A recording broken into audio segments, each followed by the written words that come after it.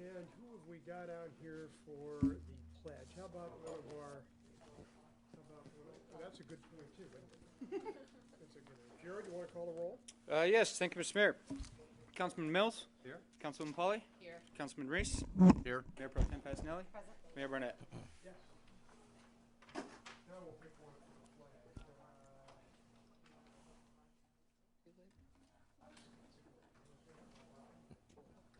Yeah, why don't we have, Here, this guy. there we go. Thank you.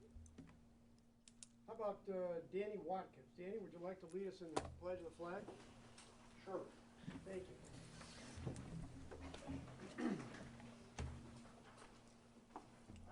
Allegiance to the flag of the United States of America and to the republic for which it stands, one nation, under God, indivisible, with liberty and justice for all. Thank you very much.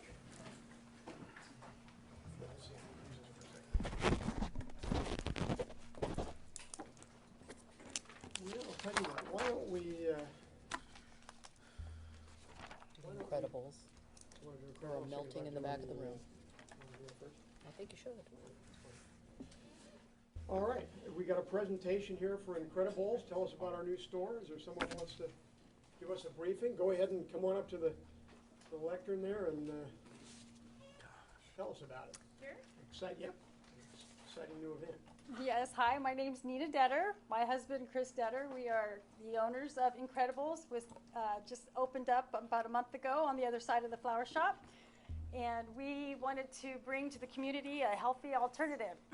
So we provide a dairy-free and gluten-free acai smoothie bowls and pitaya bowls, and it's really good for you. The acai comes from Brazil, and it's packed with antioxidants, omegas, fiber, and it has zero sugar in the berry itself. So that's what we do. Tell about your samples. Our samples. Some of you have had our samples. We brought our daily dose, our Incredible, and also our pitaya bowl. And so we mixed it with almond milk. And the blend itself has strawberries, bananas, and blueberries. And each blend has different fruits in it. And so we make a thicker smoothie. We top it with the gluten-free organic granola, some coconut shreds, and fresh fruit. And you eat it with the spoon. What do you think? All right. Very good. Thank you for allowing me to come up here today on your agenda. Well, welcome to the town center. Thank you for opening the store and making the product available. And if any of you haven't had it, they are pretty good. And there's trays of them back there behind you. I'm sure they'd be happy to accommodate you. Thank you very much. Thank you. Is it a meal or a snack? It's a meal.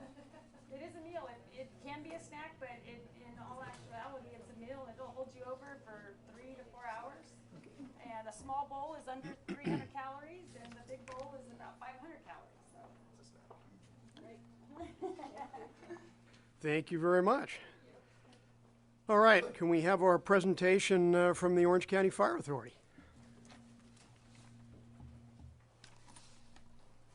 Good evening, Mr. Mayor, council members, city staff, and large contingency of the public. Update since last meeting, 36 calls for service in the Villa Park delivery area. Obviously, as usual, emergency medical services are the primary lifting on that. 27 of those calls were provided by the paramedic engine at Station 23. 2 service level calls, which are lower, less problematic issues, and then 7 various false alarms. A couple notable items. We conducted the open house at Station 23 back on the 11th, which was a huge success as usual. Lots of happy faces. Along with that, we also had our large-scale open house at our headquarters facility on Jamboree that had 3,500 people in attendance, including Councilmember Reese, who had excellent puppetry skills, I will have to add. And a lot of happy faces with his involvement and some of the other people from Fire Corps. It was really nice fun. to see some good Always faces. is. And then finally, in support of the Halloween Fest, we will have Engine 23 here for a good portion of the event on the 30th as well. Any questions for me? Thank you very much for the report and update. And Lieutenant Gunzel, you want to fill us in on the Sheriff's Department crime situation? Yes. Thank you, Mayor, Honorable Council. The Part 1 crimes for September, we have 5 Part 1 crimes. I understand that this was in your packet now. So for all of September, we've got 1 commercial burglary, which occurred at the middle school, 3 residential burglaries, and a petty theft. As it says in the analysis, 1 commercial burglary at Serrano Elementary School. What happened there was actually teachers were out of the classroom and one individual went into a few classrooms and got into the cabinets. There was 3 residential burglaries. They have the no addresses but the street names on here: Valley, Saravilla, and Ludwig. And then the 1 petty theft was here in the shopping center. So we're trending. If you look at the last page on your 5-year comparisons, we're gonna. I'm shooting for the low of the 2010 numbers, closer than the 2013 numbers, which is where we're heading. I just wanted to add. There's a couple things since the neighborhood watch meeting. It seems as if, I don't know if it's coincidence, several neighbors have been calling things in. Just in the past 3 days, we've had a neighbor calling about someone getting into the backyard. Someone climbing a fence, and then today a truck was seen going door to door picking up packages. 2 of the 3 turned out being, one was a gas meter reader, was held at gunpoint. That was unpleasant for him. And then one was a man that was hired to water the plants in this person's house who was out on vacation. So, yeah, I mean, it was, Deputy Muir was there within 30 seconds today. So. Also, earlier or late last week, we had a meeting with Jared and Akram and members of the community over at the Orange Unified School District to talk about solutions for the Feather Hill and Dodson situation over there. So hopefully we've come to some sort of maybe some ideas, and we're going to have follow-up meetings next month on that one. And we also will be here at the Halloween Thursday, and we're gearing up for the Santa Claus tour and the parade. Lieutenant, the package pickup, if you can elaborate that, is someone following one of the delivery trucks and picking up all the packages as they put them down? It appears there's 2 of them that happen, and on Patrician, where it goes through and the gate separates that and the street that comes out to Lemon, truck was seen on both sides of that gate doing the same thing. Deputy Muir went from one to, in fact, I talked to him right before coming here, went from one side out and around the other. Finally got a good description of the vehicle. As he pulled out onto Santiago, he saw a truck, a raised Ford Raptor, which matched. It was a dark-colored full-size truck with a lift kit. He pulled him over, wasn't the guy. That's probably going to be another complaint we get because of how... Do we have any video of it? That I don't know. The houses that I didn't get a chance to talk to Spence because I was on my way here in detail about it. He just told me about the stop and how the driver of the truck was not very happy about being stopped and basically verbally accosted him when he pulled up to the door. So That's not the first I've heard of that. No. You think it's a good idea to recommend people don't have the package drops and maybe sign for them for a while? Or? yeah, there's all kinds of. I have a PO box. I have any package delivered to a PO box. I don't or post mailbox. I don't have anything dropped to my house. But that was a good idea to have things signed for. Because that's common throughout the county. But yeah, it does happen here. Okay, thank you. Anybody have any questions? I have a comment that I think you're doing a great job when it comes to the traffic during the school times. I know that there are a lot of complaints from those who are receiving tickets for rolling through the stop signs and parking in the red. I get a lot of the phone calls, and I try to forward them on so that at least you know what's happening. But it's working. It's working. I think at this point that everyone who is traveling within Villa Park knows that we have a very strict enforcement right now on the stop signs, on speeding, on parking in the red. Certainly during school times, it's escalated a little more because we've asked for that so that the kids are safe. And we're not looking to make any money. I don't even know how much money we make. It has nothing to do with that, but it does have to do with safety. So it is working, and we have received some complaints. I understand that on some of the officers. And I'm sorry for those who have tickets, but I know that I drive a little bit slower and a little bit safer myself also, knowing that there's someone around the school. We so, knew that was going to happen when we initiated this, so yeah, it's part of the job. yeah, but it is working. Thank you. Thank you. Any other questions? Thank you. Thank you very much. All right, well, now we have an item that's not on the agenda, but it's probably an appropriate time. Danny, can I assume you're the ranking member of Chapter 752 of the Military Order of the Purple Heart? It actually is on the agenda under consent. Yeah, well, that's not going to help us any, so let me do this. If you want to come up, let me, Michelle? we have to, do I need to do something else? We can adopt it later Okay. and just do the Okay, presentation okay, now. very good. Yeah, you want to take that? Okay.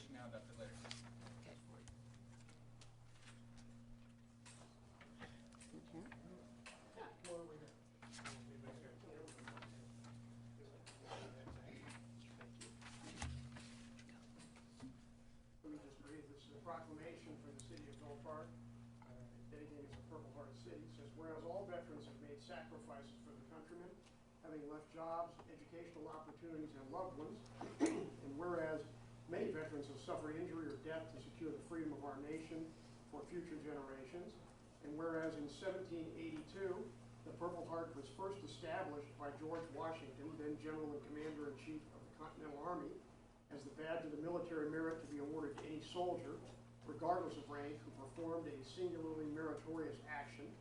And whereas in 1932, upon the 200th anniversary of George Washington's birth, the Purple Heart was revived as a medal recognizing American soldiers wounded or killed in the line of duty, and was emblazoned with George Washington's profile and coat of arms. And whereas on April 12th, 2012, the state of California became the first state to designate itself as a Purple Heart state in recognition of the sacrifices of Californian veterans, especially those who were wounded or killed in the line of duty. And whereas Orange County is home to more than 120,000 veterans, the third largest veteran population in the state of California. And whereas Orange County is also home to more than 400 living recipients of the Purple Heart Medal, of which 123 are members of the Military Order of the Purple Heart. And whereas the city of Oak Park and its citizens wish to honor and thank our veterans who have been wounded or killed in the line of duty for their selflessness, sacrifice to the United States of America, the state of California, and the city of Villa Park. Now therefore be it resolved that the city council of the city of Villa Park do proclaim Villa Park to be a Purple Heart city. Signed me as mayor. So thank you very much for all that you and your colleagues did.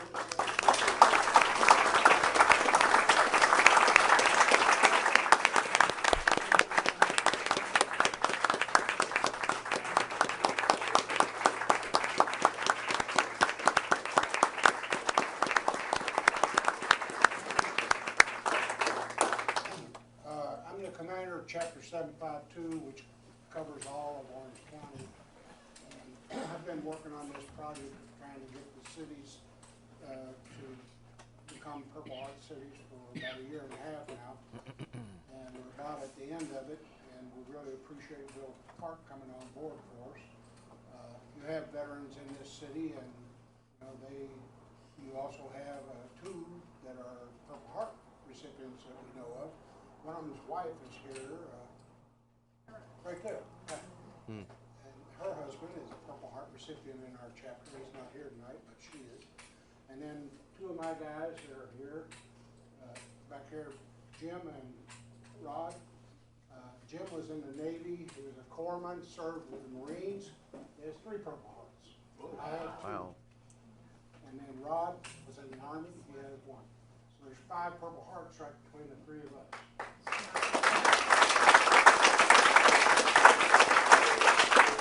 We're all Vietnam vets, but there's been a lot of conflicts since Vietnam. And these young folks are having a real tough time with PTSD. We lived with it because nobody recognized it. But now, they're getting sent back over to these places, 6 months tours, come back home 4 months, go back again. And they really need, any help that you can do to make things available to them, the system, it's really appreciated because those young kids are committing suicide every freedom isn't free.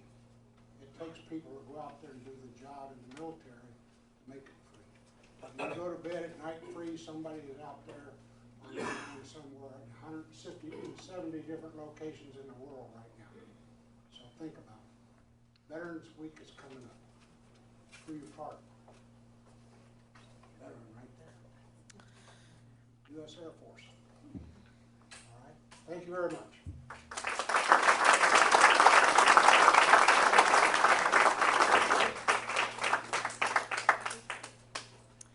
Mr. Mayor, the two Purple Heart recipients of our city are Milton Stamos and Fred Whitaker Jr. I think that they should be recognized by name, so I wanted to make sure people knew who they were.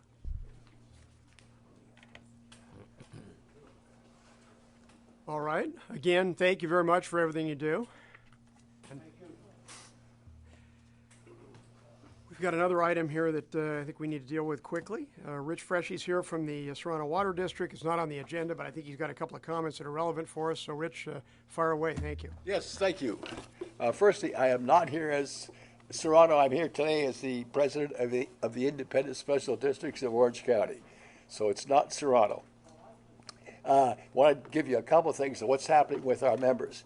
Firstly, today Governor Brown was at the Orange County Water District viewing the Orange County water recycle plant, and he touted the Proposition 1. We very much need Proposition 1. As you know, that's a bond issue, a $7 billion bond issue, and it covers almost everything. It covers water storage, conservation, recycling, stormwater capture, and all manner of things. Naturally, the environmental group got involved, so there's a lot of money in there for conservancy and bike trails and that type of thing. The second thing I want to talk about or tell you about is that our agencies are really having a difficult time getting water. We are suffering from a 50% reduction. As an example, in Serrano, we requested our allocation, and only 50% of it was filled. And so water's getting really tight. And we don't have restrictions yet on how much we can pump, but our concern is that they're going to put restrictions on that too. So the message is, please be really careful on the conservation. I noticed that we have water running down the street in a couple of places. We have people calling us and telling us, and we send someone out to remind them to not waste water. The other thing is that rebates. We've had 18 applications for rebates this month, and we have some great rebates. The one for turf removal is especially interesting. You get $2 a square foot for every bit of turf you remove. And I just purchased artificial turf for my front yard, and it looks really nice. The cost of the turf was $5.50 a square foot. I get $2 back, so that makes a cost of $3.50 a square foot. I figure it'll pay back in 5 years. And just think, no gardener, no watering, no weeds, no fooling with sprinklers. I really think you ought to review the opportunities that we have, because these rebates aren't going to last forever. There's a lot of money going out. Again, just 18 here in the last month, so that's quite a lot. And the last thing is the trout season opens at Irvine Lake this Thursday at 1 o'clock. We have 20,000 pounds of trout that we've put in the lake, and with the lake level being so low, you could be assured there's going to be a lot of trout caught. So come out and fish on Thursday. You get free passes at the Water District if you live in town. That's it. Thank you very much. Thank you, Rich. Thank you.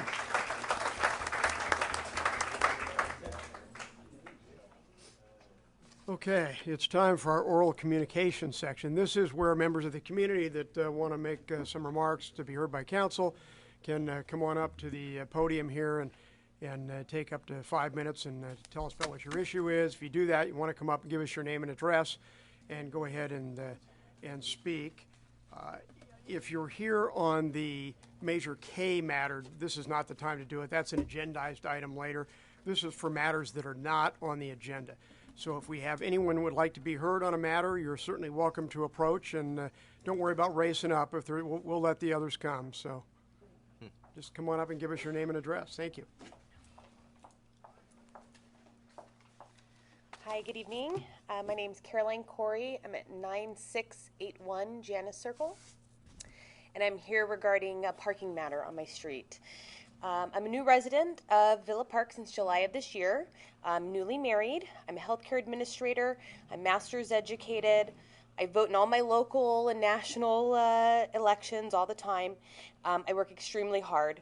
I've moved to Villa Park from the Morrison Park Floral Park area of Santa Ana, where I still own a home, and I was also the vice president of their neighborhood association. So I'm here tonight to ask for your recommendations on how to handle a parking problem. My neighbor at 9701 Janice Circle, he owns 2 black limousines, one of which at all times is parked in front of my house. When we moved into our home in July, there were actually 2 limos parked in front of our home, and the owner actually used to store one of them on my current property with the previous owner. My husband and I have tried on numerous occasions to speak with our neighbor in a civil way. However, he feels that what's best for our street is that he continues to park his commercial vehicle directly in front of our home, and that's according to him speaking with my husband. I then had to begin contacting the Orange County Sheriff's Department for their assistance, in which their first visit to see the limos resulted in one of them being towed for unknown reasons. To date, I have placed approximately 10 calls to the Sheriff's Department concerning these cars. The sheriffs have discussed the situation with my husband and I and feel sorry that they can't do anything about it. The sheriffs also went and spoke with the neighbor. I've spent about 6 weeks calling the Sheriff's Department per their advice every 72 hours in order to ticket these vehicles, hoping that it would deter my neighbor from storing them in front of my home. He uses these limos maybe 1 to 2 times a month, and then they're permanently parked in front of my house. Currently, my husband and I are in a very hostile environment with my neighbor. My husband and I have worked extremely hard to get to be a part of this lovely neighborhood, and we definitely don't want any troubles with our neighbors, but we feel it a basic right to have our home feel secure and for us to be able to enjoy our environment and grow here with our family. We currently store our vehicles in our garage at all times. We don't ever park our cars in front of any neighbors' houses. I need your help to advise me on how we can tackle this situation. I come home to a limo every night and I feel upset, and every morning when I open my blinds, I have to see the limo as well. Paul and I have to drive around the limo just to be able to pull into our driveway properly.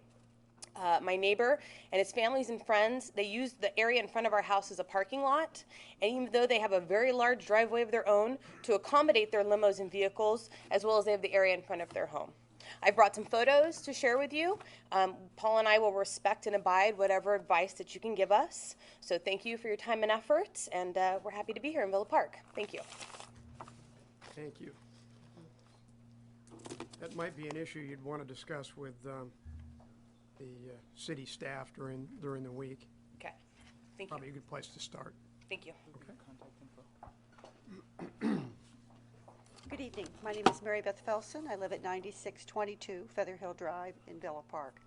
I wanted to give you a quick update on our progress in our resident committee working with OUSD on the traffic and safety problems on Serrano.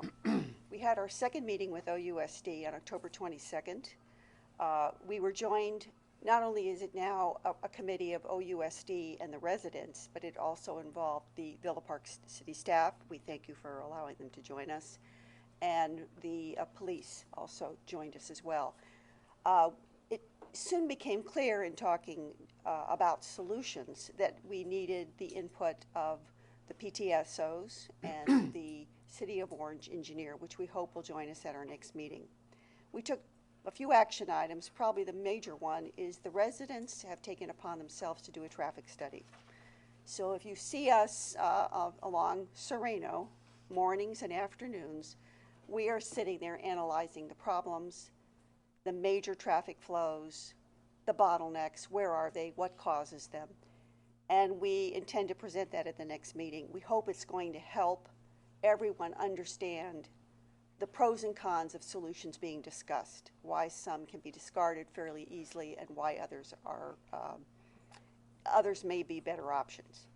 So we're meeting again on November 11th, 2014 at 9 a.m. and that meeting we hope will focus on walking through the problems so that everyone knows what they are, not jumping to conclusions, looking at the major traffic problems, and then evaluating, continuing our discussion on solutions. Any questions or? Very good. Thank you very much. Appreciate the update. Thank you.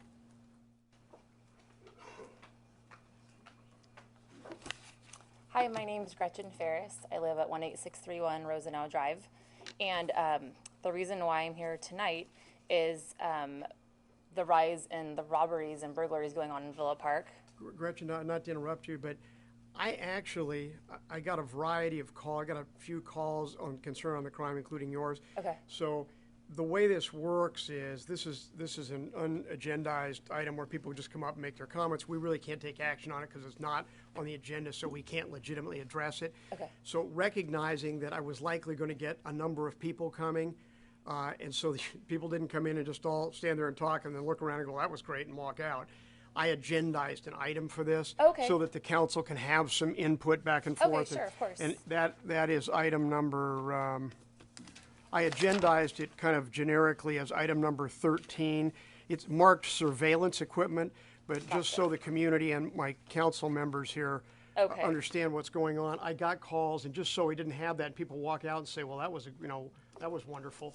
I agendized the item. It went in generically under surveillance, I think, but it was contemplated to be something so we could have some interaction because Okay, so you want me to wait then to discuss it? it would be better, Okay. yeah, because then we can actually talk to you, Sure, okay, great. okay? Was it your intention to move that up higher in the agenda, perhaps after public hearings? I mean, how many? Let's see how many people we have. How many people are here to address the crime issue? Oh, 1, 2, 3, 4. Anybody over here? No, 4 people. What have we got here? I don't have a problem moving that a bit. Does any council members I have? would think we should go through public hearings first, but Yep. then I would think that, do that before consent You wanna put calendar it- for the sake of those who are here. Anybody have a Yeah. problem or On the suggestion? front yard structures, we should, You want to do what? What? Discussion. with because the that's an issue right there also. direction, front yard. Whatever you want's fine. Yeah, I don't have a problem moving that right after the ordinances, 'cause I know we have people there for that, too. The consent calendar should wind it down a little bit. We have Measure K, which I'm sure has got people, but that's fine. So why don't we'll go ahead and move, I'll go ahead and move that up. Jared, we'll put that right in front of the consent calendar. So we'll move item, was it 13? Yeah, we'll move 13 after 3. Okay. Okay, thanks, Gretchen. Okay. Who else have we, anyone else for oral communication would like to be heard on a non-agendized item? Nobody? Okay. Well, with that, would someone like to make, we do have some ordinance issues, I guess, so would anyone like to make a motion to waive the reading of the ordinances and run with the published copy will. in the agenda? I'll move. Okay, have a second? Do we have to take a motion on that? Yeah, it's appropriate to. Okay. I'm not interested in waiving the reading of all resolutions. I'll be happy to waive the reading of all ordinances. Okay, is that a counter motion, or what have we got here? So, want to substitute, is that a substitute motion? Does somebody want to second the substitute motion? Does anyone want to second Councilwoman Fasenelli's first motion? Yeah, I'll second it. Okay. All right, Jared, we got a motion and a second. You want to take a vote? Yes, motion is to waive the reading in full of all ordinances and resolutions. Mayor Pro Tem Fasenelli? Yes. Councilman Reese? Yes. Councilman Mills? Yes. Councilman Polly? No. Mayor Barnett? Yes.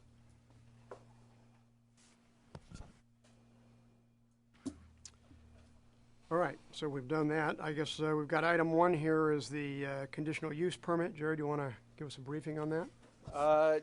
Yes, I will actually pass this one off to Planning Manager Jennifer Lilly. Good evening, Mr. Mayor, members of the council. Actually, this item before you tonight, we've had the applicant submit end of the day request today for a continuance. They believe that they will have some additional information to offer. It's obviously up to the pleasure of the council if you would grant the continuance or if you'd like to move forward with the application as it's submitted tonight. With that, I won't present the actual item unless you decide to move forward.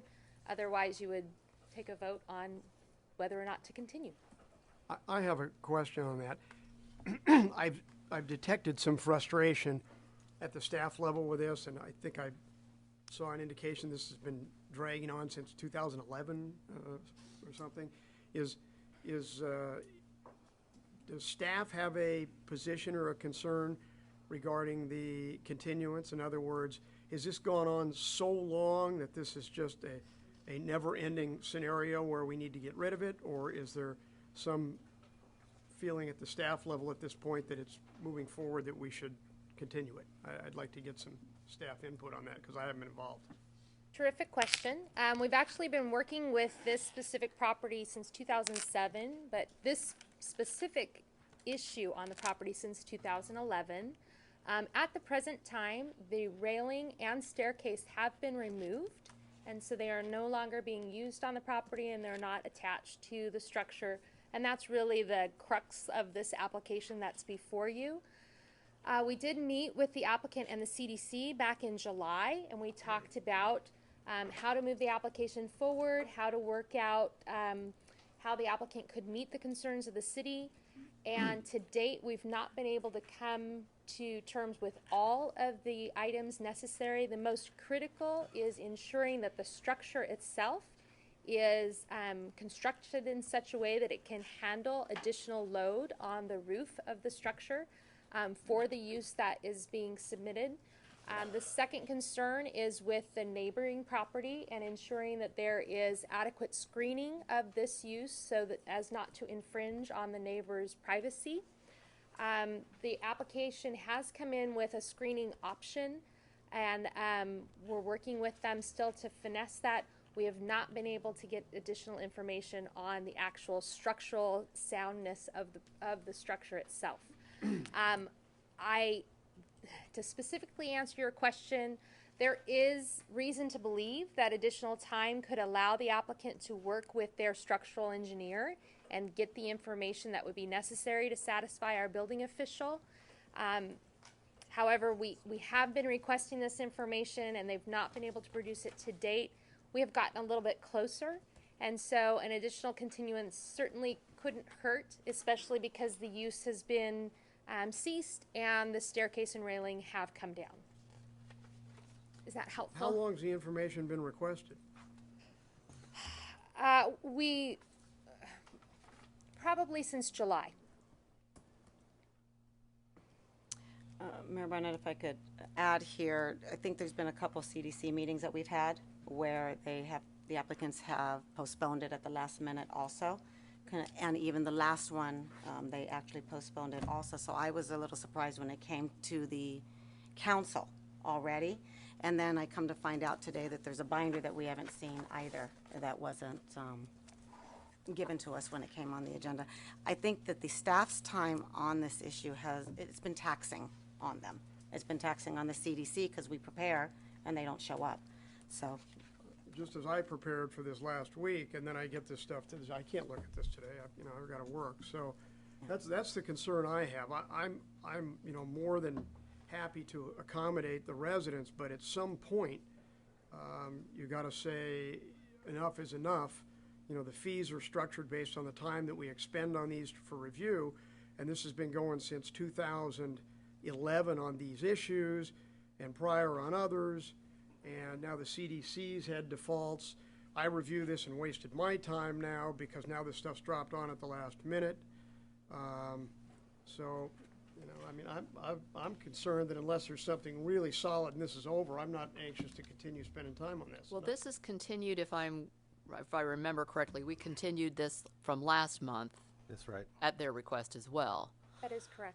And we're talking about a structure that is existing non-conforming pool house that they built without coming in to get proper permits to begin with. Is that correct? That is correct. I think we should go ahead and hear this matter and make a determination. I really do, because we could be doing this forever, apparently. I just think we should go ahead and allow staff to present the complete CUP for our consideration. I tend to agree. Then let's move forward. The structure was built how many years ago? That is a great question. We actually do not have records of when the structure was built. We have one site plan that shows a sunroom being added onto the property, not a permit, and not something that identifies it as being inspected and finalized and all of those good things, but a site plan that does show it. So at some point in time, we knew it was there, but we don't have permits to that fact. However, there is a thing that we have in our municipal code that allows us to take structures that are existing and consider them existing, and they're either conforming to the code or non-conforming. In this case, the building actually is built right on the property line. So in that case, regardless of permits and anything else that may or may not be in the record, the structure is not conforming at this time to our development code. Now, at some point in time, it could have been conforming to the code that it was built under. I would find it difficult to imagine a zero lot line here in Villa Park being allowed.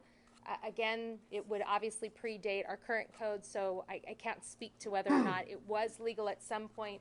It is today considered non-conforming. And basically, the screen issue is where that comes relative to the lot line, correct? The screen issue is a big deal here. Right. And also the use of it as a patio, basically, an elevated patio. Right. So the structure, whether or not it was constructed with permits, was constructed to be a sunroom or a pool house or something along those lines to expand that use, if you will, to now allow the roof structure to be utilized as a deck, to have staircase going up to the top and have railing around it and put patio furniture up there. We're now expanding the use. When we have something that is non-conforming, there's rules in our municipal code of whether or not you can expand that non-conforming condition.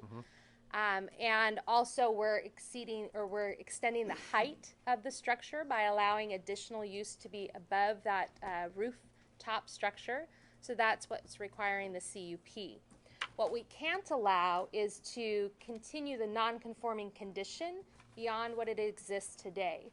So we wouldn't be allowed to have anything on that roof structure in the setback area. So for that 10 feet that you're required to have on your side yard setback, that area has to be free and clear of any use or structure. That's from the property line, correct? From that side property line, correct. And occasionally we do let incursions on that, but they're usually more special cases, correct?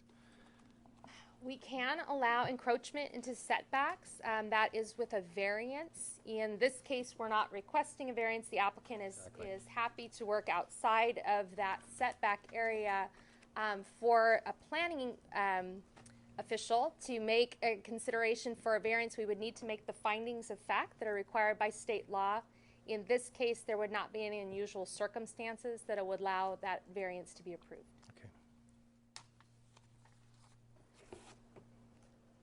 Did you? Bill, you want to? I'm Bill. I'm here just to answer any questions you might have about the structure itself. So what we're addressing here is the addition of a staircase with a request that they be able to utilize the roof as well. We're not looking at removal of the existing structure. That is correct. And I haven't given you the full staff report yet, and I won't belabor the point, but essentially what the applicant is asking for is to reinstall the staircase to allow access to the rooftop structure and essentially use it as a sun deck.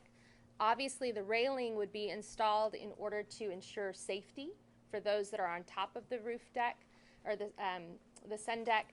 Essentially, where this started from is they have a very steep slope in the rear of their property, and it's the structure itself is built in such a way that you can access the roof from the slope. And so they had concern that children on their property or other people coming onto the property could climb on the roof, could fall off. It could be very dangerous and hazardous. We understand that concern for safety reasons, but actually putting in the staircase now is encouraging people to be on top of the roof rather than trying to exclude them or secure the roof from people accessing it. So they're really changing it from security purposes to more entertainment and enjoyment. In order to have the application meet the CUP guidelines, they are keeping the staircase out of the 10-foot side yard setback, as I mentioned. The railing also would be set back 10 feet. When we did meet with the CDC back in July, the adjacent neighbor also attended that meeting, and their concern, and they're here tonight and will obviously speak to their concern, but their concern for the most part is about their privacy. because that structure is built right on the property line, as soon as you have somebody on top of a roof, now you're looking immediately into the adjacent property, and it certainly does have some effects on their use and enjoyment of their property. The reason for our side yard setbacks is to try to eliminate that invasion into each other's property. The CDC recommended that the applicant look for screening options that would make it so that they could somehow utilize their sunroom or their sun deck, and the neighbor could still enjoy their privacy in their backyard. In your packet, we provided for you a screening option that was presented by the applicant. They were going to bring in materials. We didn't get the materials, but we do have the photo in your packet for you. So it's essentially a lattice work, if you will, but it's of a very good, high quality material, so it won't, seems like it will not wear over time. However, the CDC did also request that they do some kind of landscaping or plants on top of the sun deck to try to minimize the look of that feature as well. If you see in the exhibit that we've included in your packet, it's essentially just a lattice on top of a roof. So it looks very stark if you're in the applicant's backyard, and it would also look very intrusive if you were on the neighbor's property.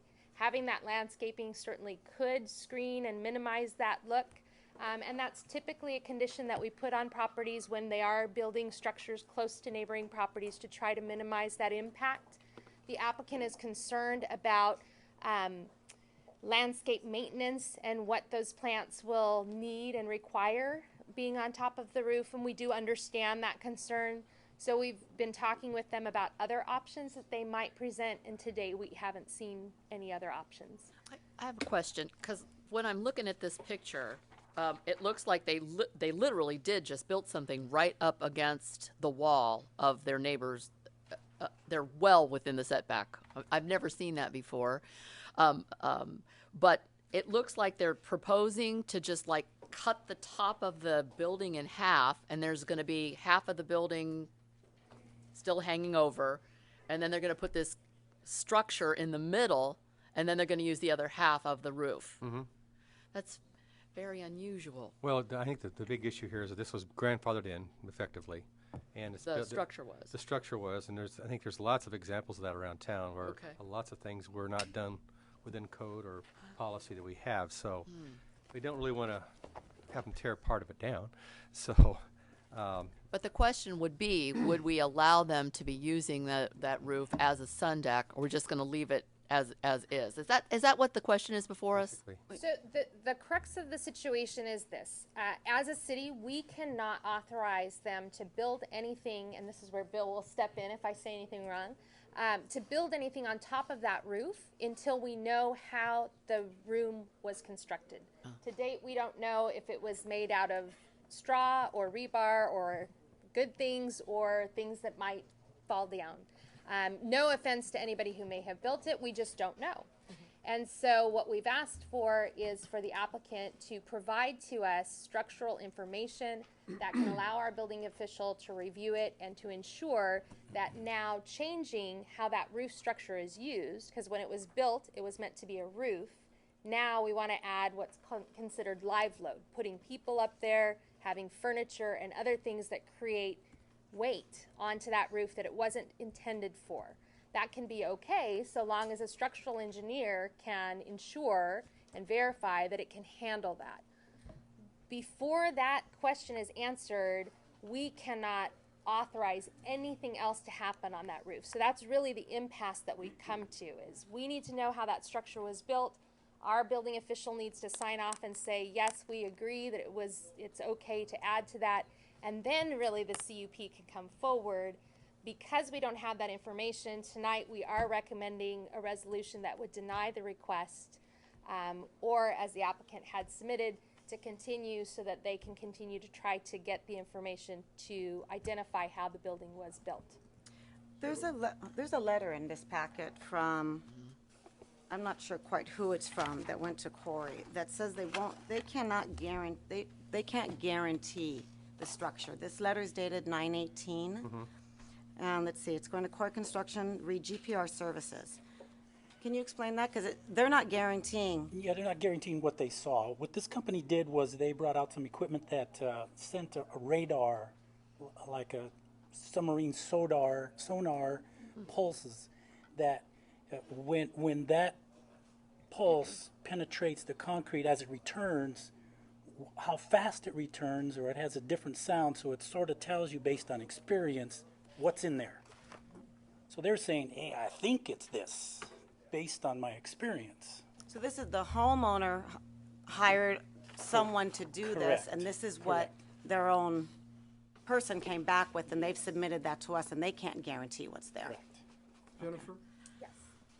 Even if this were structurally sound, we'd still be here dealing with a CUP issue, right? Correct. Because we've got a facility that's very unusual. It's built right on the property line, and now they want to go on top of it and kind of stand on the fence next to the neighbor's yard. So we have to deal with that issue on top of the structural issue. Correct? Correct. Okay, and we've been dealing with this for 3 years now, since 2011. I went through this, and now this has dropped on today. It's happened with CDC. So I think I know where I'm headed with this. Yeah. But, Are you going to open public hearing? Unless, I have one other question. If we were to deny, this is a process question, if we were to deny the CUP tonight, would there be recourse for the property owner at some point in the future if they complied with everything that you guys have been asking for, that staff has been requesting for some time now? Councilmember Polly, under the terms of the city's municipal code, a new application is effectively prohibited for 1 year. One possibility, if the council so desires, is to deny without prejudice, which would allow them to come back before that 1 year time frame within the municipal, that would otherwise be prohibited by the municipal code. That's at the council's discretion, though. Okay. if we don't do that, they can come back after the year. After a year, if you deny with prejudice, which is just if you deny, basically, then they would have to wait the 1 year. All right, so we've already been going for 3 years. All right. Very good. I just wanted to We, understand that. Thank you. Council have any more or questions of staff? No. You know, even if the structure is solid, like you mentioned, I still have a problem with it being on the lot line, being right above the neighbor's property, irregardless. Right, but I guess we need public comment here, I think, and then we. Going to open the public So, hearing then? we have any members of the public that would like to address the issue? Hi, my name is Michelle Gleason. My family and I live at 19012 Ridgeview Road. We're the adjacent house to Pete Corey residence. A little bit changed to what I was going to say. You guys have done a very nice job summarizing. A couple things I want to, unfortunately, I am back again. I was here 6 months ago. I did talk to Jennifer on Friday, and as of Friday, I was waiting to see what the screening options and what the neighbor was going to do. A couple things I just wanted to mention is I was part of the CBC meeting that Diana was there and Greg was there, and I know that safety is the #1 concern in making it a live load because you're taking a rooftop into a second floor. I also know that the Curry residents say that they have a safety, but there's other ways around it besides building a staircase. I also have a shed. My shed was built in '72. You could tell what it looks like, and it also has about a 15-foot setback. Okay, and so my dog goes up there and stuff, but I'm not worried about a safety issue if someone have the same hillside. But a couple things I did want to mention is. When we moved in our house in 2007, we saw a bathroom changing room appear. They were still finishing their house. There was still scaffolding. There was a lot of things being finished in that residence. I realized it was close to the wall, but I lived in Irvine. I grew up in Villa Park, but after graduate school, I moved to Irvine. I didn't really think a lot about setbacks. It didn't become part of my radar until the city came up and said, hey, if you guys want to build, this is what you have to do, and this is what a permitted structure looks like. Also, my neighbors on Crestview went to build a barbecue area, and they said everyone was sticklers here. They did the 10-foot setback, and they had to adhere to it. So that's when I really started to notice and understand that. However, I had a new neighbor. People, no one wants to be in disagreement with a neighbor, okay? You want to get along as much as you can. Also, at that time, I never ever thought that someone would take a structure that is touching a wall and wanting to go up on it, put furniture on it, and being able to look down. I never thought of that. So that puts us at where we're at. And just to make clear, you guys have pictures of what it looks like, is that right? Okay, so you'll see, again, I grew up in Villa Park when I was 2 years old. I've been in many, many, many backyards. I've never seen a structure, and I was just like, wow. And if it has to stay because it's grandfathered in, that's fine, but to build on it and then to be able to look at our backyard and our privacy, that's just very hard for me. And I'm asking the council that there's rules. Think of if you were a resident, and I know you're already doing this because I hear it and I really appreciate it. If it was your backyard, would you want that done? They've admitted they have a huge backyard. It's not like they're out of space, like we live in Newport and you have a few feet and you want some amount. So I'm just asking you to put yourself in my shoes, which it sounds like you are doing. And really just, the rules are in a place for a reason, and I'm asking the council to enforce them. And 2 wrongs don't make a right. Thank you for your consideration. Thank you. Anyone else like to be heard on this? Hi, I'm Robert Hamra, and I live at 9862 Larson Circle in Villa Park, just around the corner. And I'm a real estate broker, and I actually sold this house to Mr. Corey. So I can tell you that structure was there when I sold it to him back in, I want to say, 1990 maybe I sold it to him. I think a few things have been said. One, it's said that there's no permit on the sunroom. There was a permit. We do have it here, so the next person will show you the permit. I don't have that. I think secondly, one of the reasons they asked for a continuance, we have been trying to cooperate with the city, but I think there has been some communication problems. They did hire an engineer. The engineer wrote a report exactly stating what was in the structure. However, staff felt that that was not sufficient. They thought all they had to do was get it stamped by an engineer. They got it stamped. Staff again said it was not sufficient. If this was allowed to continue, I would be happy to bring the structural engineer into the staff and basically tell us exactly what you want in the letter, and we'll see if we can come to an agreement on the letter. I think they're trying to and again, not being part of the process, but listening to their side and listening to what you're saying, there's a communication problem. They're trying to comply. They are not just sitting there and not doing anything. They're submitting plans. They're submitting information from engineers. But, it's obviously not the right stuff. And we're willing to get the right stuff. It's a communication issue. They've got a new person in to take control. And I think if you give them 30 days, we could probably get most of these issues out of the way. It's unfortunate, and I apologize it's taken this long, and I apologize to staff that communication hasn't been there and it hasn't been good, but I think you'll see a different response if you just give us some time. I've been in Villa Park since 1978. I've been in front of you guys before, not this particular group, but we're a small city. I think we can work through this. I know they want the screening issue. Again, they came with the screening issue. Staff didn't like it. I think give them some time, and we could probably come with something that staff would like, we would like, you would like, and everything can be resolved. It's just we need a different approach, and they're willing to go with a different approach. And all I ask is that, just give them 30 days to come with a different approach. Thank you. Thank you. Anyone else like to be heard on this?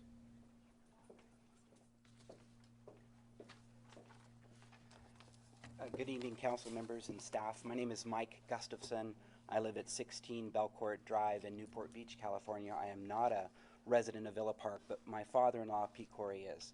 Pete has asked me to step in and work with staff. I did reach out to Jared earlier this morning in a phone call and later in an email asking him to allow us a 30-day extension and to place me as the primary contact as we work through the final issues with staff, hopefully to gain their approval.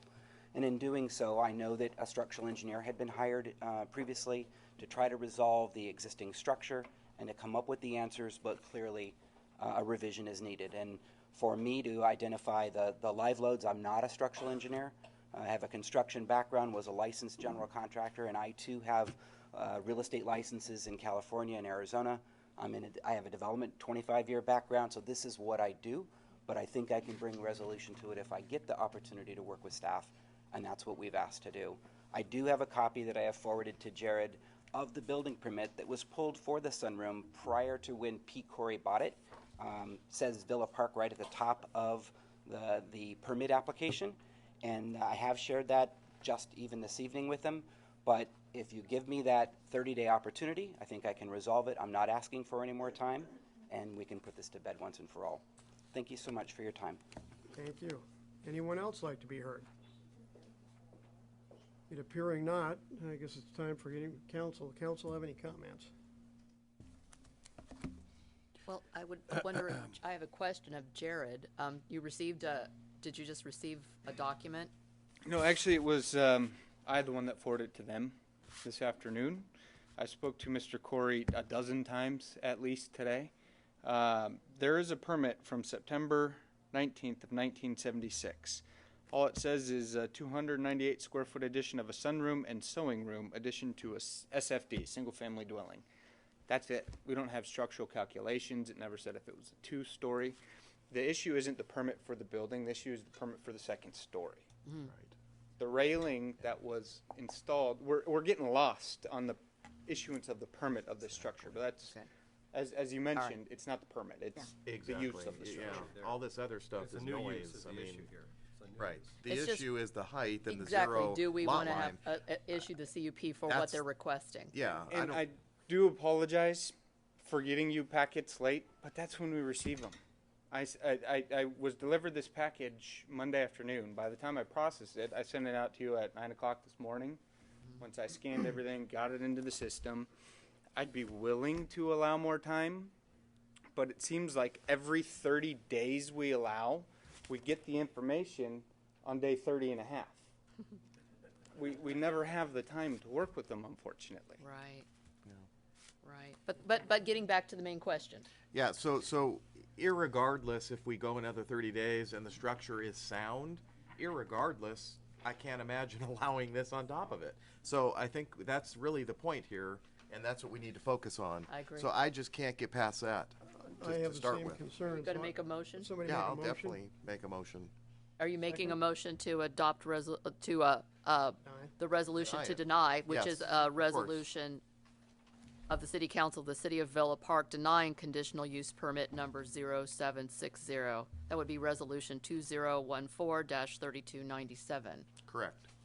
I will be glad to second your motion then. Jared, you want to take a vote?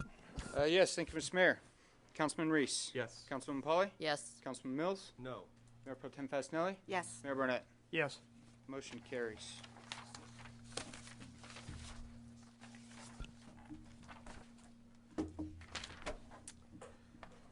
Okay, item 2, I believe that's continued. Is that not the case, Jared, on the Baker residence?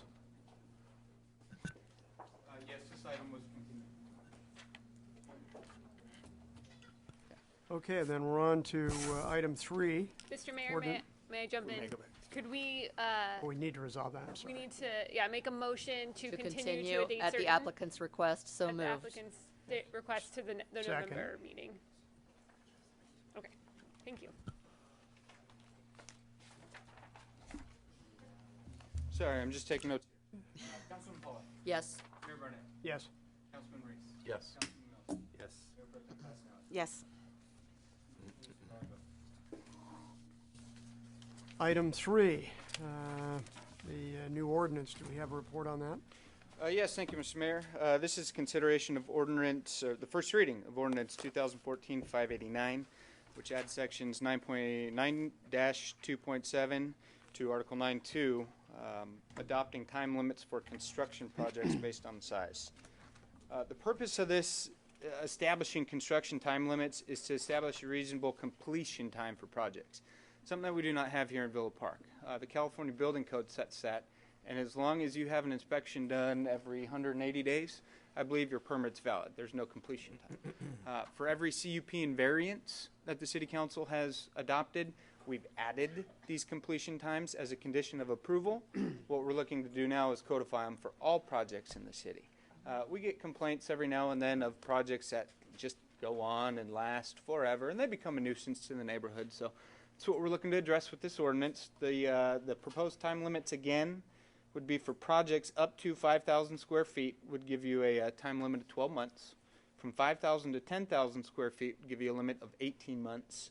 And over 10,000 square feet would be 24 months to time of completion.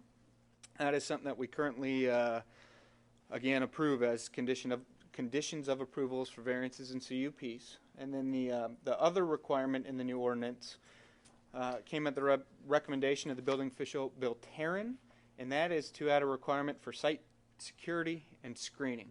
Often you'll see projects without construction fences, so this would add fences at his discretion. You said safety and security both? What about traffic around areas that are ongoing for months and months and months? If there's traffic associated with the construction project, the applicant or the general contractor typically work with the city engineer Akram Hindaya to develop a traffic control plan for the area. Take into consideration around schools, for example, the Torres construction up on Valley. I'm sure you've all seen the orange delineators that are in the street. It's an eyesore, but it's a safety improvement that we feel we need. Okay. I have two questions of staff, if I may. The first question has to do with, the economy took a dive, and a lot of people who were in mid-project had to stop for whatever reason. That could happen again at some point in the future. What is in place for the applicant to request an extension or reasonable extension? How does that work, if they needed to? That's a great question, and there is a extension in place. There's no time limit associated with that extension. It would be up to the city manager or designee. Typically would go to the building official because he's most involved with these projects. But we wanted to leave that open-ended just for such reasons. If the economy did take a dive and it doesn't look like it's going to return anytime soon, we'd have to take it on a case-by-case basis. Okay. Well, for instance, I mean, the house that was across the street from Villa Park Elementary has been vacant for quite some time, and the lot was emptied. And, of course, they did have the fencing around it, so that wasn't so bad. But that project's been allowed to go on for, was it 3 years now? Or is it longer? You don't have to, I mean, I think it's been quite a while. But I don't think they started building on that. I think it's maybe they're building now. A year. Yeah, it's about a year. And that's an example that was provided in the staff report. That project location is 10532 Center Drive. The site plan and design approval was July 22nd, 2013, but the first inspection didn't occur until September 14, so almost 14, 15 months later. I guess I have a question about why we have to have three different areas here. I mean, why would we give one house 2 years and another 1 year and in between? Is that just what's typical in the state? That's just up to the city council's discretion, a number that we've used in the past when I was researching this. A lot of cities base it off project valuation and give similar time frames, but project valuation was a little more difficult. The more square footage, the bigger the job, the longer it takes to build. Right. This is why. just what's existing. Well, no, So- I You're know. welcome to adjust that as you see fit. I'd like to see, we left it open-ended as far as an extension goes. But maybe we need to tighten that up a little bit. I know I spoke with Bill briefly, and I think, Bill, if you want to add something to it, what would be an extension? 3 months? 6 months? At what, how many, what's the interval that you would like? Yeah, I think each project would have to be evaluated on its own. Where is the project? If you take James, for example, the house in James, that's been going on for Ever. Basically. And they just gained a plumbing inspection. So no electrical, no mechanical, no framing. So are we gonna do another 18 months? So that time limit, and that was a remodel and addition, that wasn't a new house. So that time limit has to be there so that we can say, okay, start wrapping it, put your windows in. Let's concentrate on that, spend your money here, so at least from outside, we're not getting realtors calling us, homeowners, parents, hey, this place is ugly kind of a thing. So you can take the house up on Sierra Villa, Sanderson house up there, that 10,000 square foot house. You don't see it because hardly anybody go and buy that house, but the outside looks finished. The inside is is working feverishly, but outside little details here and there that maybe looks like a re-roof job. No complaints. So each project is going to carry its own weight, and we will get together and say, well, let's do some trees, let's stucco the place, finish the roof, and we'll give you, just to keep pressure on them, so we're doing something. Right now, it's nothing. But if there's pressure, what are you going to do if they don't do it? What's the recourse? That's not. Jared, what's the recourse? Because it doesn't do us any good to do pressure if they don't do it. That was my question, and it's under B where it talks about it being a misdemeanor, and that was my second question that I never got to, so I wanted to understand what that means. Administrative violations similar to public nuisances and code enforcement actions of the city. I would suggest that we bring this back. Frankly, I hate to even go 2 years on these things. That's a long time to have somebody's yard torn up and vehicles out there. I would think maybe something more like a year, and then on the larger ones, maybe you step it up. 5,000 maybe goes up to 15 months, and goes up to 18 months. Perhaps you allow extensions and maybe in 3-month increments. And then I think there ought to be a fee for the extensions and probably a penalty fee for delays that the city can either implement or not implement depending upon the circumstances. I'm not sitting here trying to dictate the specifics, but something along those lines would make more sense to me. I just can't see giving somebody double the time to build it just because the house is a little bigger. It's a bigger house, I would expect to see more crew on it. It doesn't mean if you have a 20,000 square foot house, we're not going to give them 4 years. Yeah, I concur with that. Yeah, It should. I don't care how big the house is. If you can afford to build a house that big, then you can afford to staff the job and get it done. I'm not going to have the neighbors sitting out there choking and fighting traffic and trucks and for 3 years or 2 years or whatever because the house is bigger. I don't see that as maybe some extra time, but. You have to remember personalities, okay? Economics, Torres residents, not to point fingers. We had to step in and put a stop work order on that project because they didn't listen to what we asked them to do. Take care of the parking, take care of the deliveries. So I said, everybody off the job. You're not listening to me, then that's penalty in itself. So this has given me more meat, more to grab onto, to go up to them and say, oh. Look at the danger you're causing here in front of the school, about Valley in a blind corner. Now, this gives me more meat. I'm trying to give you even more because I don't want to authorize two years of construction on somebody's house. It's just too much for the neighbors. That's it. What it says is fair. Anything more or less, either way, I wouldn't change it. Something can happen faster and some can take longer. But I'd like to have those increments based on my experience. I've been doing this since 1978. I know construction. I know the time frames. I know how many people can get in there at one time. Deliveries, money, how much goes in and out. So that's just very fair. We researched that quite a bit on this issue. I guess I'm kind of agreeing with what I'm proposing is bring it down a little bit because I just can't see 2 years construction on one residence. And if you do need it and you can grant extensions, then I think it ought to be in, not to exceed maybe 3-month increments, but you could do multiple extensions. I'm not trying to take the flexibility away where it's really necessary. I just hate to give an open ticket to tear a place up and leave it for 2 years for the neighbors. I've seen some of these, and I just don't think it's fair. Now, if it really needs it and they're handling it properly and they're not abusing it and they're parking the cars off street and they're doing what they need to do to make it not a big abuse, then you can give them what incremental extensions you need to give them. I'm not proposing to take that away from you, Bill. I'm just saying I don't want to give somebody carte blanche 2 years to park trucks all over and mess up the neighborhood. Because I listen to the neighbors in some of these, and I just don't think it's appropriate. If it is and they're handling it properly, it's not a big deal, fine, then give them some extensions. But these are really, we're trying to give staff some not ammunition, but some teeth. Some teeth. Yeah, thank you. That's a better word. Some teeth for those rare instances where projects are dragging along. And I kind of like the fact that we're being consistent and we're benchmarking of what we already do with variances and things of that nature.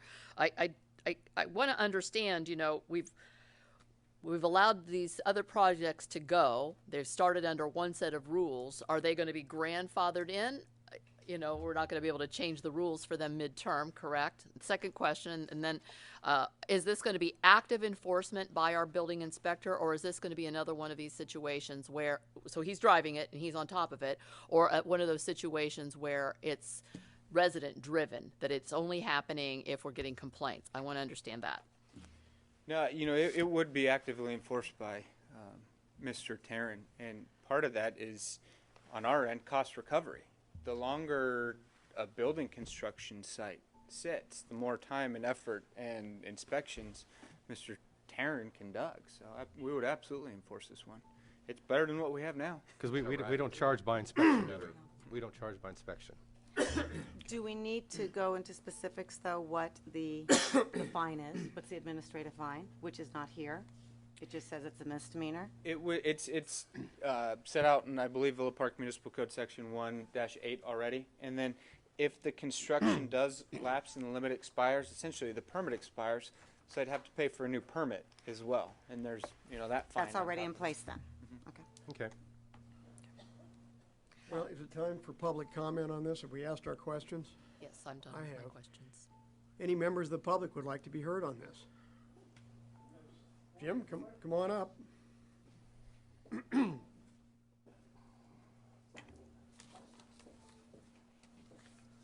think a question should be asked is, what do the other cities do? Have we done a survey to find out what they do? You know, is there a time limit necessary, or is it just a matter of extensions? But I think checking what the other cities do, Orange, Anaheim, whatever. Have we done that, Jared? We've canvassed several cities, and this is along lines with the Okay, rest of them. then that's reasonable.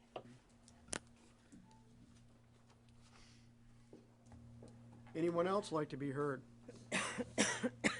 Okay, and appearing not, back to council. Anyone have any further comments? Deborah? I actually think we should go ahead and approve because this is a first reading.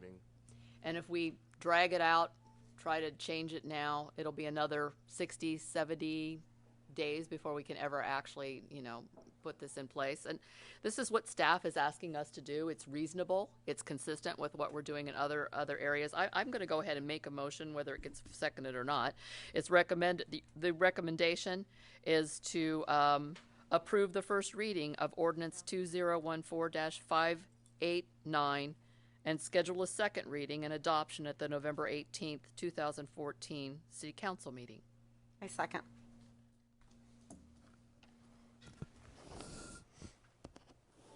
Ready for the vote? And I'm just sitting here thinking whether I want to make a substitute motion on an issue or not.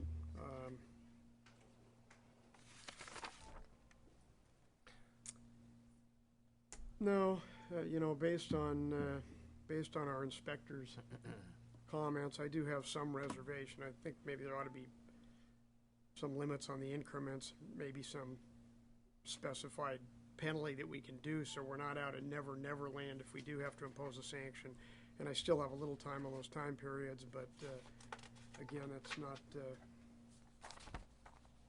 You know, Mr. Mayor, but they expert actually at this. do refer to another section of the municipal code with regard to the fees and fines that can be imposed. That's already in the ordinance. And of course, if we find that this isn't working out well in 6 months, you can always bring it back and clean it up.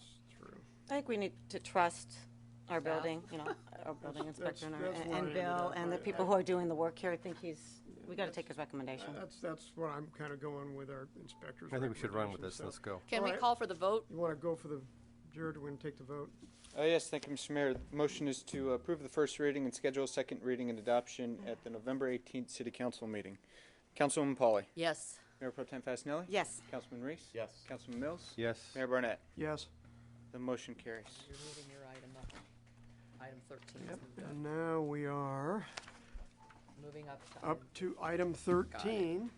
This one is captioned as my item, surveillance equipment in city, but just to clarify on the record, once again, I put this on as a generic item so that there would be something agendized so that we could address the security concerns that were raised by residents So with that said,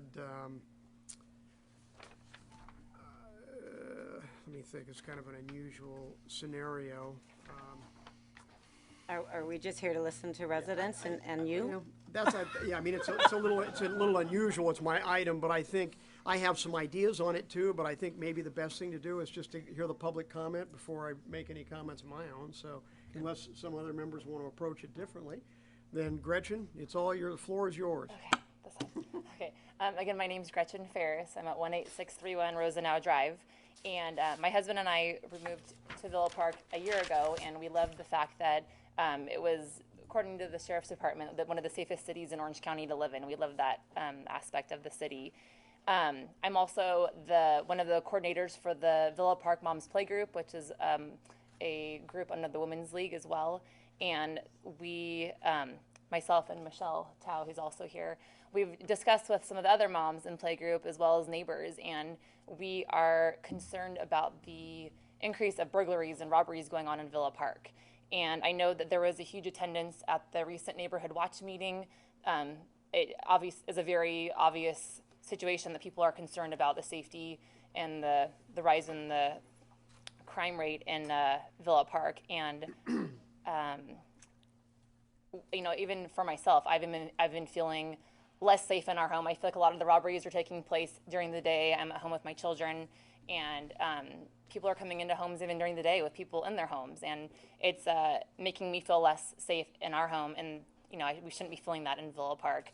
I also think that Villa Park, being a smaller city, we don't have our own police department, and I think that it actually is essentially a great place to rob a home if you're going to be doing it, because there's no police department. We have typically one police officer patrolling the area, and even if an alarm does go off in a home, it could take, you know, so much time for police to be notified after a monitoring system has notified them.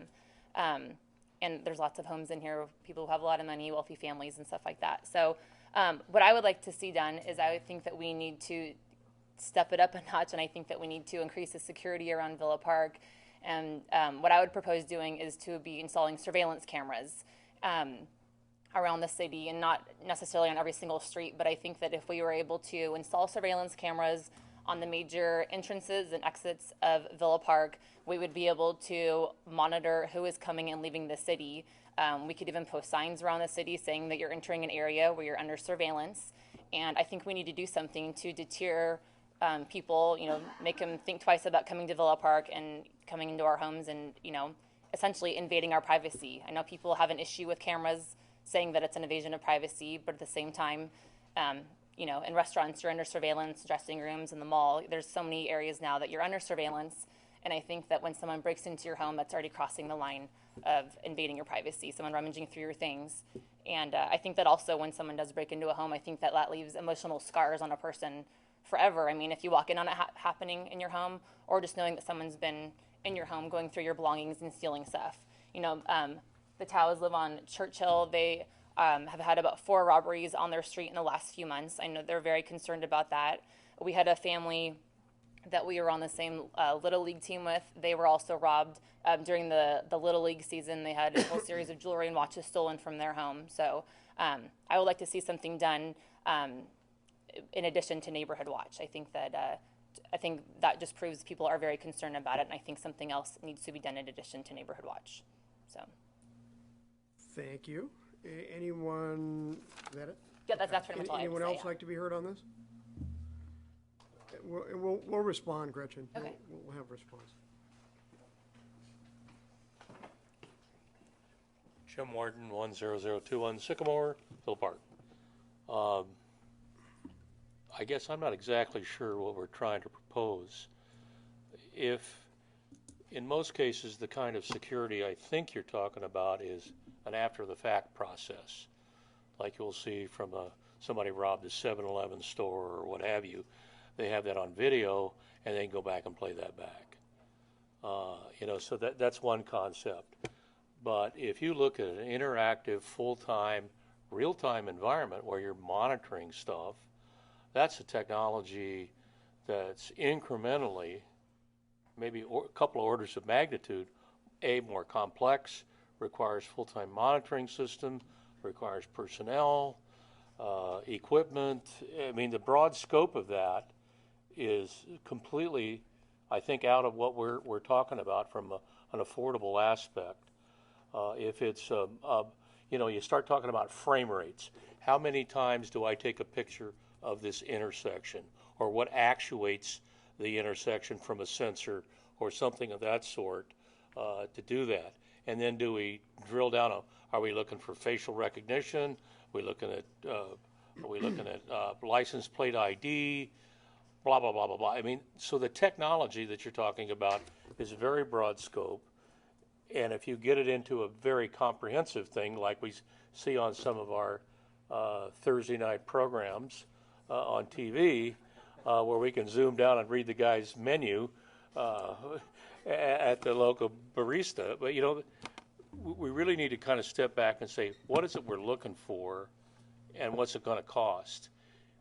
The small end of the scale is probably something we can consider inside a reasonable budget, and I'm not sure what that number is.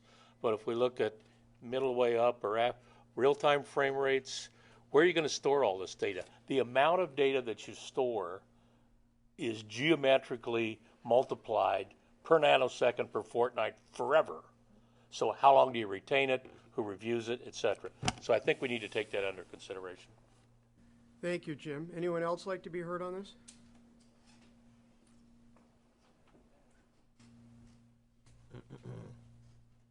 Good evening, Kevin Tao, 18301 Churchill Lane.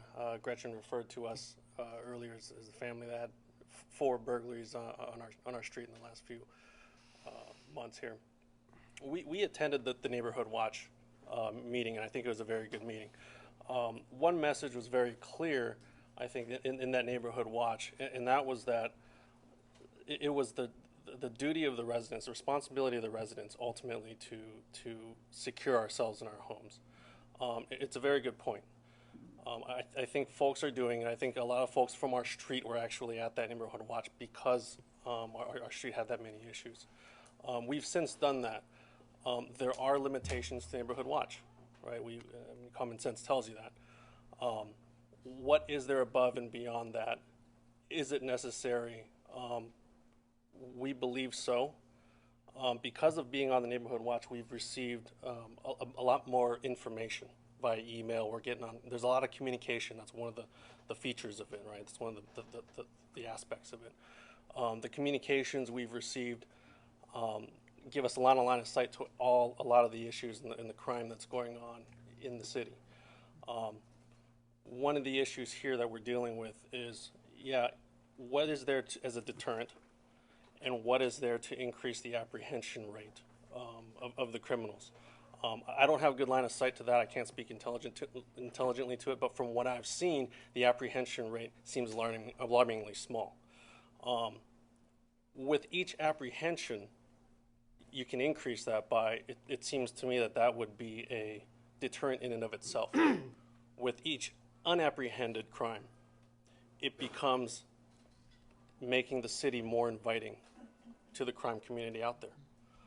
So as these crimes keep happening, it's going to go one way or the other. We fell in love with this city 9 years ago when we moved here. Recently, we've had friends that are asking us, thinking about moving in the area.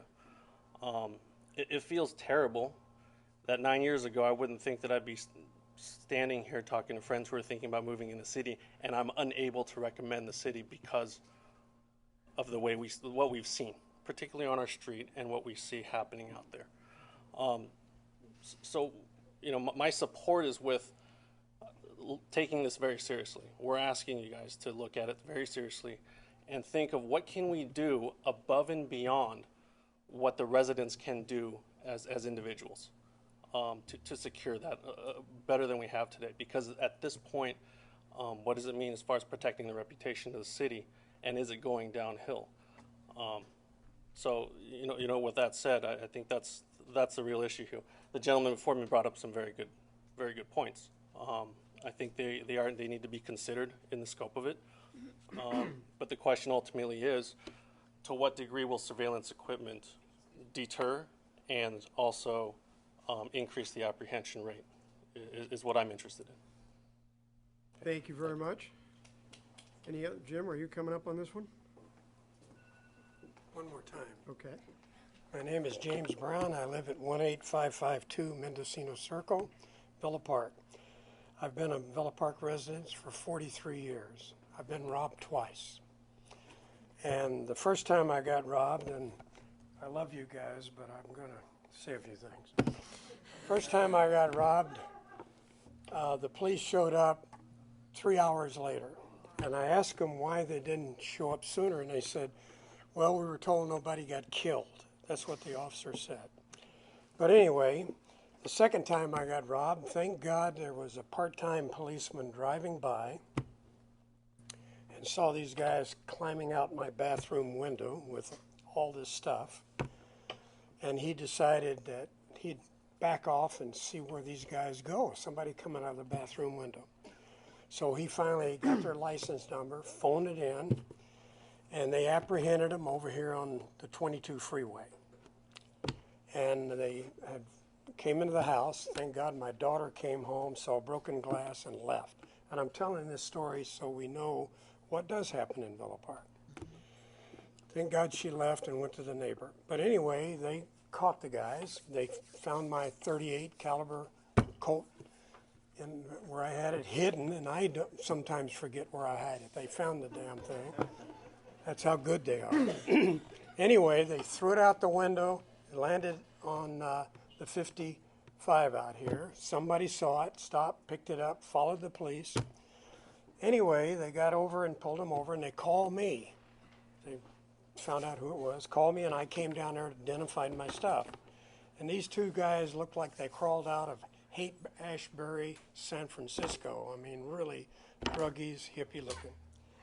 And the policeman said, this is your stuff, okay, take it. And he looked over to the guys, uncuffed them, told them, get the hell out of here. That's exactly what he said.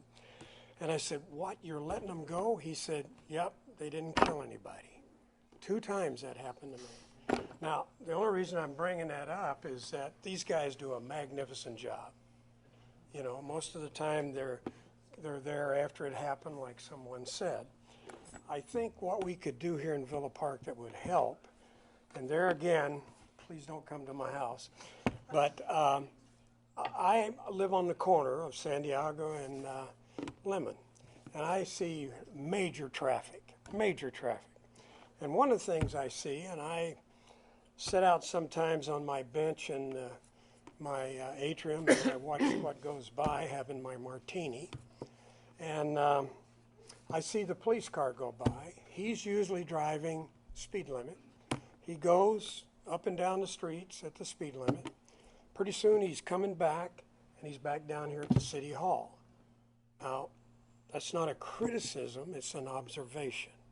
And I'm saying that if I was a cop in this city, I would expect me to be on this road every minute of the day except for my break and my lunchtime.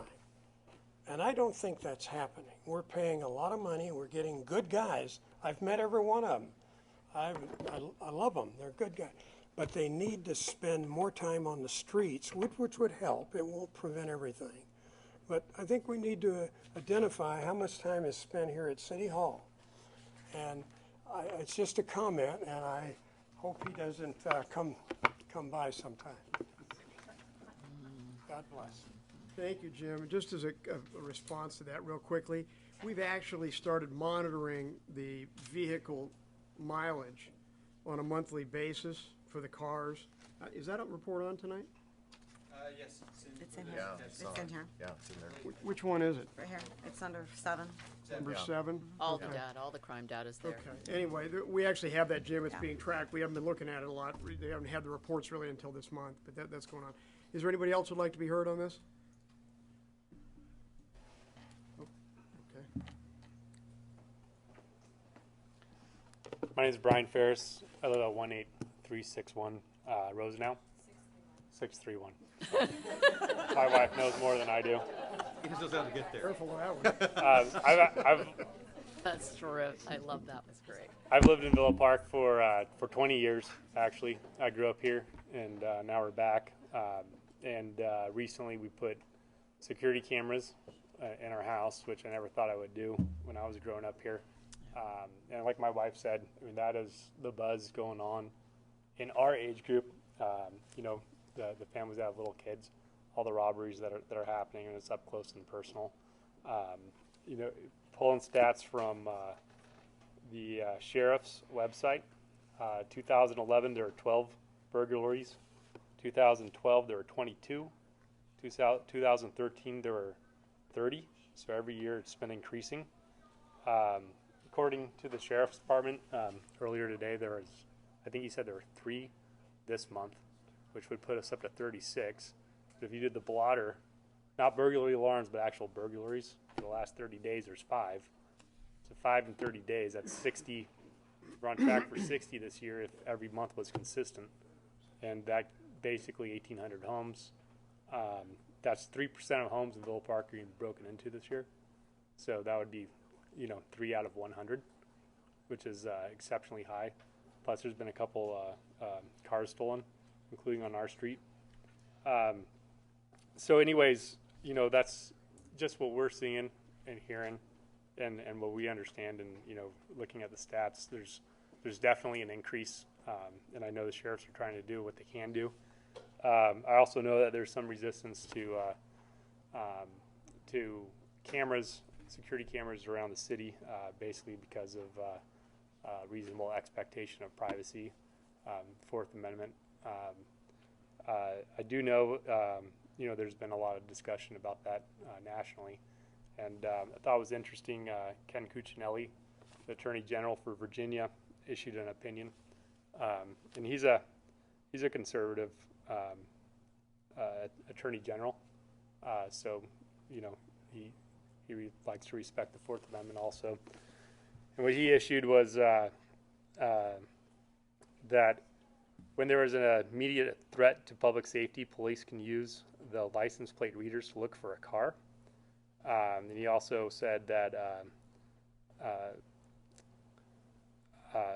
the need for cameras must be clearly established in advance, or else it violates the state's privacy statute.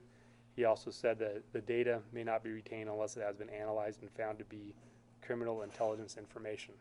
So, you know, if we know that there's a bunch of break-ins, according to this, we can use the cameras. We can't retain the information unless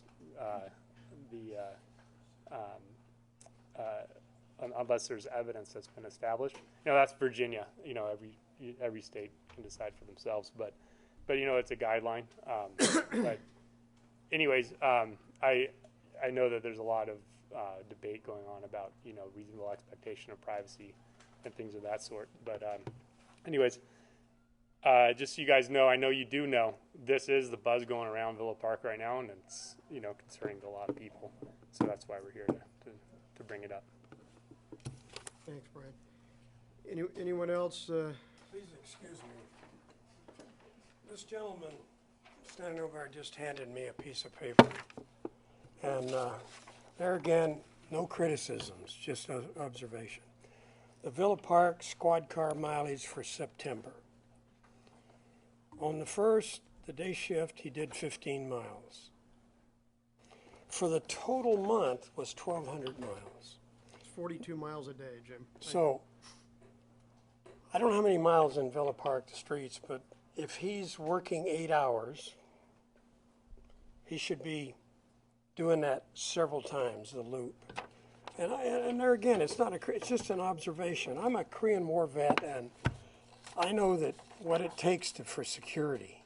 You gotta be there all the time, because we got a lot of bad dudes in this country. And the night shift, fortunately, the day shift did 1,200 miles. The night shift did 1,600. He did a little bit more.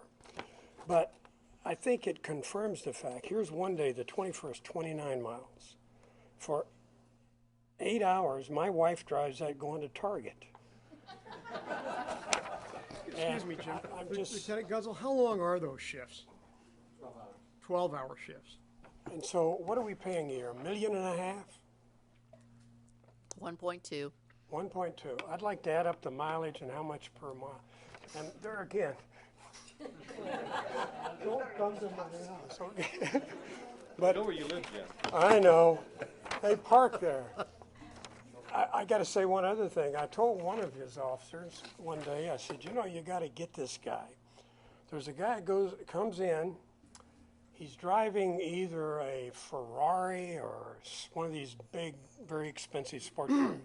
And when he hits the corner of Lemon and San Diego, he doesn't stop, and he turns on San Diego, and he is doing Mach 2 by the time he hits 2 blocks down the street. And you can hear that roar, and there must be people that live in that area that hears that. And I told him, you need to park down there. Don't park out in the middle of the street where he can see you. Get this guy. But this is the kind of thing, although it's not a criminal act dealing with robberies like we're talking about. But here's the example, and this young lady that brought it up was, if we had more observation during that 12 hours, and if you prevent one, it's well worth it. Thank you. Thank you, Jim. Anyone else like to be heard? All right, it appearing not. Frankly, I usually sit back, call for council input on this, and save my comments. And I think on this one, I'm going to go first for a couple of reasons. One, I've kind of been the crime advocate or anti-crime advocate. I've pushed this camera system for quite a while. I've fought with council, and frankly, backed off recently because there was a significant amount of resistance, even from council. I understand it, don't necessarily completely agree with it. But I like to make a few comments. First of all, I've been robbed twice. The first time they came in the garage through the back, loaded my wife's car with my tools, and drove off. And second time, about 2 weeks ago, somebody pulled in my driveway between 8 o'clock and 9:30 on Wednesday morning, trash day, hooked up a utility trailer and towed that off. To be candid, this may sound a little strange. Neither one of those really bothered me that much. I'm not sure why. I think maybe I didn't like the car and I was tired of the utility trailer, but and they were insured and they didn't come in the house.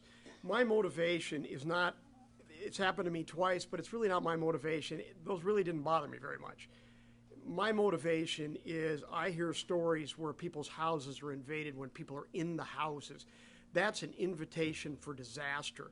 Across Catella, there was a house that was robbed. There was an elderly disabled gentleman, as I recall, in it. I think it was in Councilman Polly's area over there. And as I recall, they threw him in the swimming pool, and he almost died. I get another report where someone, this was within the last couple of months, where someone's home in their office and they see a hand coming around the door frame. Those are the things that bother me, and those are the reports that triggered all my concern for the camera, not my own events here, which really didn't bother me.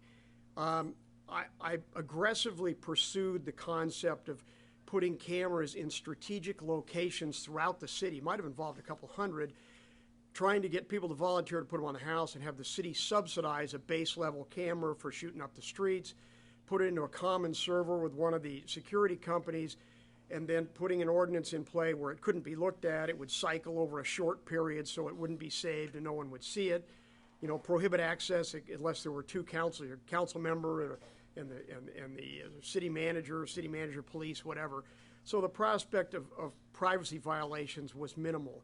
I received a lot of resistance, and frankly, I made some calls to some of the primary security companies, and it presents some logistics problems.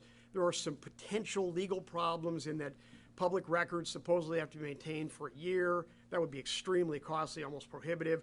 I'm not sure it applies here, but I think listening to council's resistance and thinking about cost and logistic issues, I frankly backed off of that, and our city manager started working on something that I thought was kind of interesting. He put together a little input sheet for the computer whereby he was going to, basically elicit people to put camera systems on their own houses, but sign up online with the city. Tell us where you live, what you got. We'd have a little form, be fairly simple to fill out. And at least that with your phone number and your email address, etc., so that at least without getting the city knee deep in this camera stuff, we could have a nice comprehensive database and access to the citizens with the camera systems. And not wanting to get into a huge fight with council and various of our residents that don't want the system, that seemed like a reasonable compromise to me, and it's just a matter of implementing it. So as I sit here today, my concept here is a couple things. I would like to see us promote that kind of concept. A lot of people in the city don't realize the crimes are happening. I see them because I get the reports all the time, and then in response to my attempt to get the cameras up, Wayne Silzel and some others, I think, essentially revived the neighborhood watch concept to kind of move away from the cameras. And we got a big response. I don't think it's going to do a lot, is my impression. But what it did do is it got the neighbors together where they communicate, and they communicate about crimes. And a lot of the people that called me, there's more called than showed up tonight, they became aware of these because of the neighborhood watch situation. So to some extent, that triggered the response tonight. So what I've been thinking about, and I'm saying this as much or more to council than I am to the residents, is let's put up a program to encourage people to put camera systems up on their house, even if that means we have to submit a request for proposal, to get good pricing maybe on a basic package and make it real easy. People can click the web link and boom, they've got this system up. They can upgrade it if they want, and then have them register it so that we do have a problem. We know where to go and the police know where to look and they can find things. I will tell you that I've been looking because I'm going to put one up. I was in Costco the other night picking up something, and they have a system down there, I think it's Lorex. It's an 8-camera system with a DVD player with a terabyte. I don't know how much it records, but quite a bit. It's got I think it was a 90-foot night vision range in pitch black. It looks pretty good. It's $399 for the whole system. You just screw this stuff up and run some coax or Ethernet cables and plug them in. A lot of us aren't going to want to do that. I probably would, but it's not too tough to get somebody to stick those up and just plug some cables into the little unit. And at that point, it's Wi-Fi linked. You can pull it up on your phone. You can do whatever you want with it. So, we had enough of those on that kind of program. I think it would probably be very helpful. And I think it would detract from a lot of the concern about the Big Brother concept and the lack of privacy that the cameras seem to have created or caused. The other thing I would like to see is I would like to see us put up some cameras at the entrance, at a number of city entrances, and go ahead and let it be known. Smile, you're in Villa Park, okay? Deterrence, as one person indicated here. Let's let them know the cameras are here, okay? Not only if they want to look around, they can see them on a bunch of houses. We already have a lot of them. So let's play the deterrence. Let's stick the cameras up. I know that both of my robberies, there's a reasonably good chance those would have been solved or had some evidence because somebody towed my trailer, right out of one of these entrances, and the other one they drove a big white van out of the city. So I think we'd have a chance to pick these things up, when they leave the city.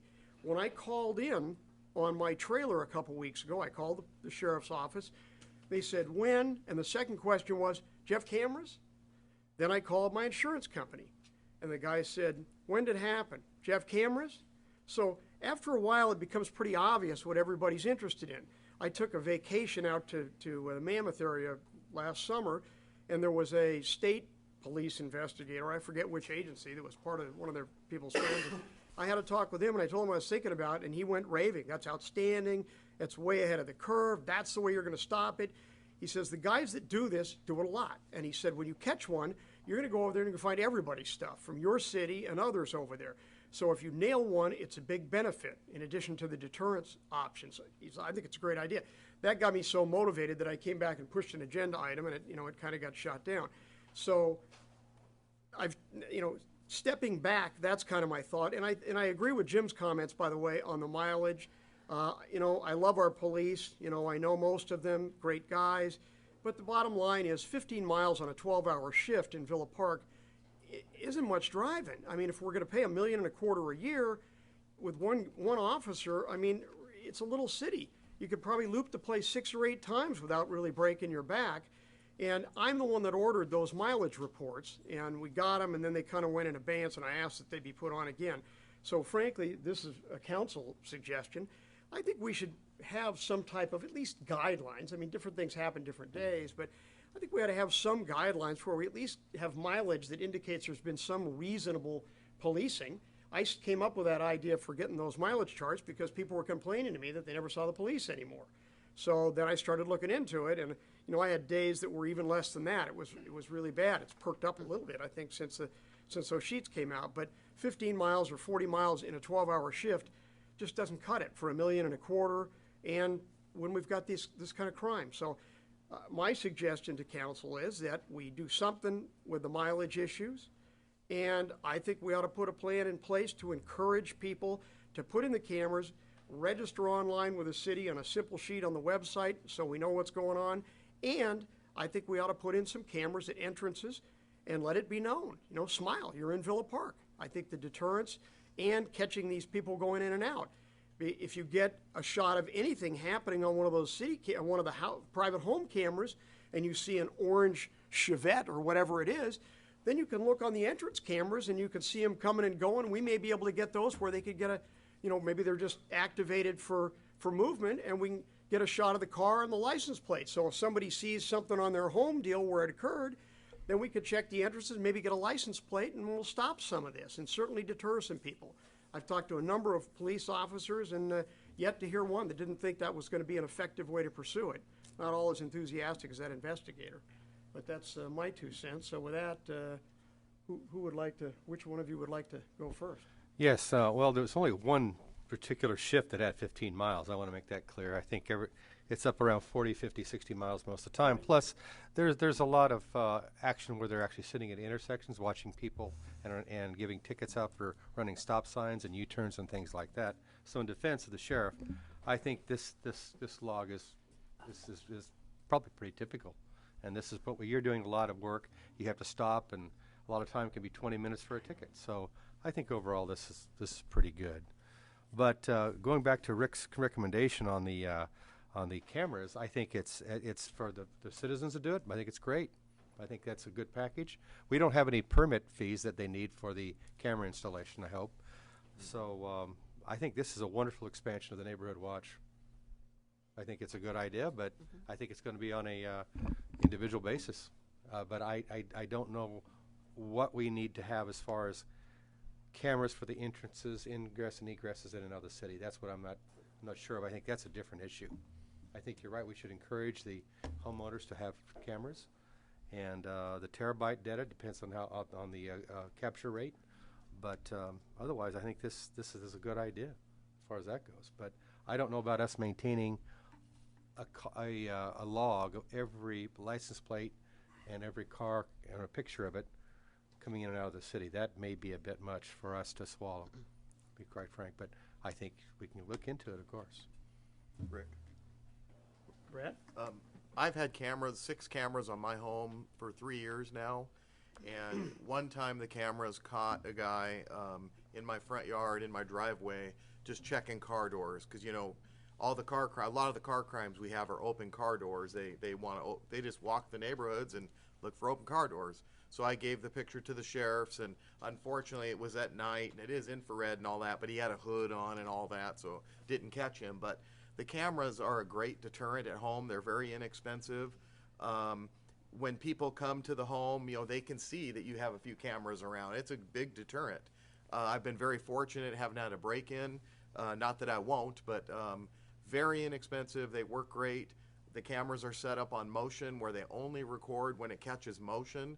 There's various settings. I mean, the total cost to do my house is like $80 a camera.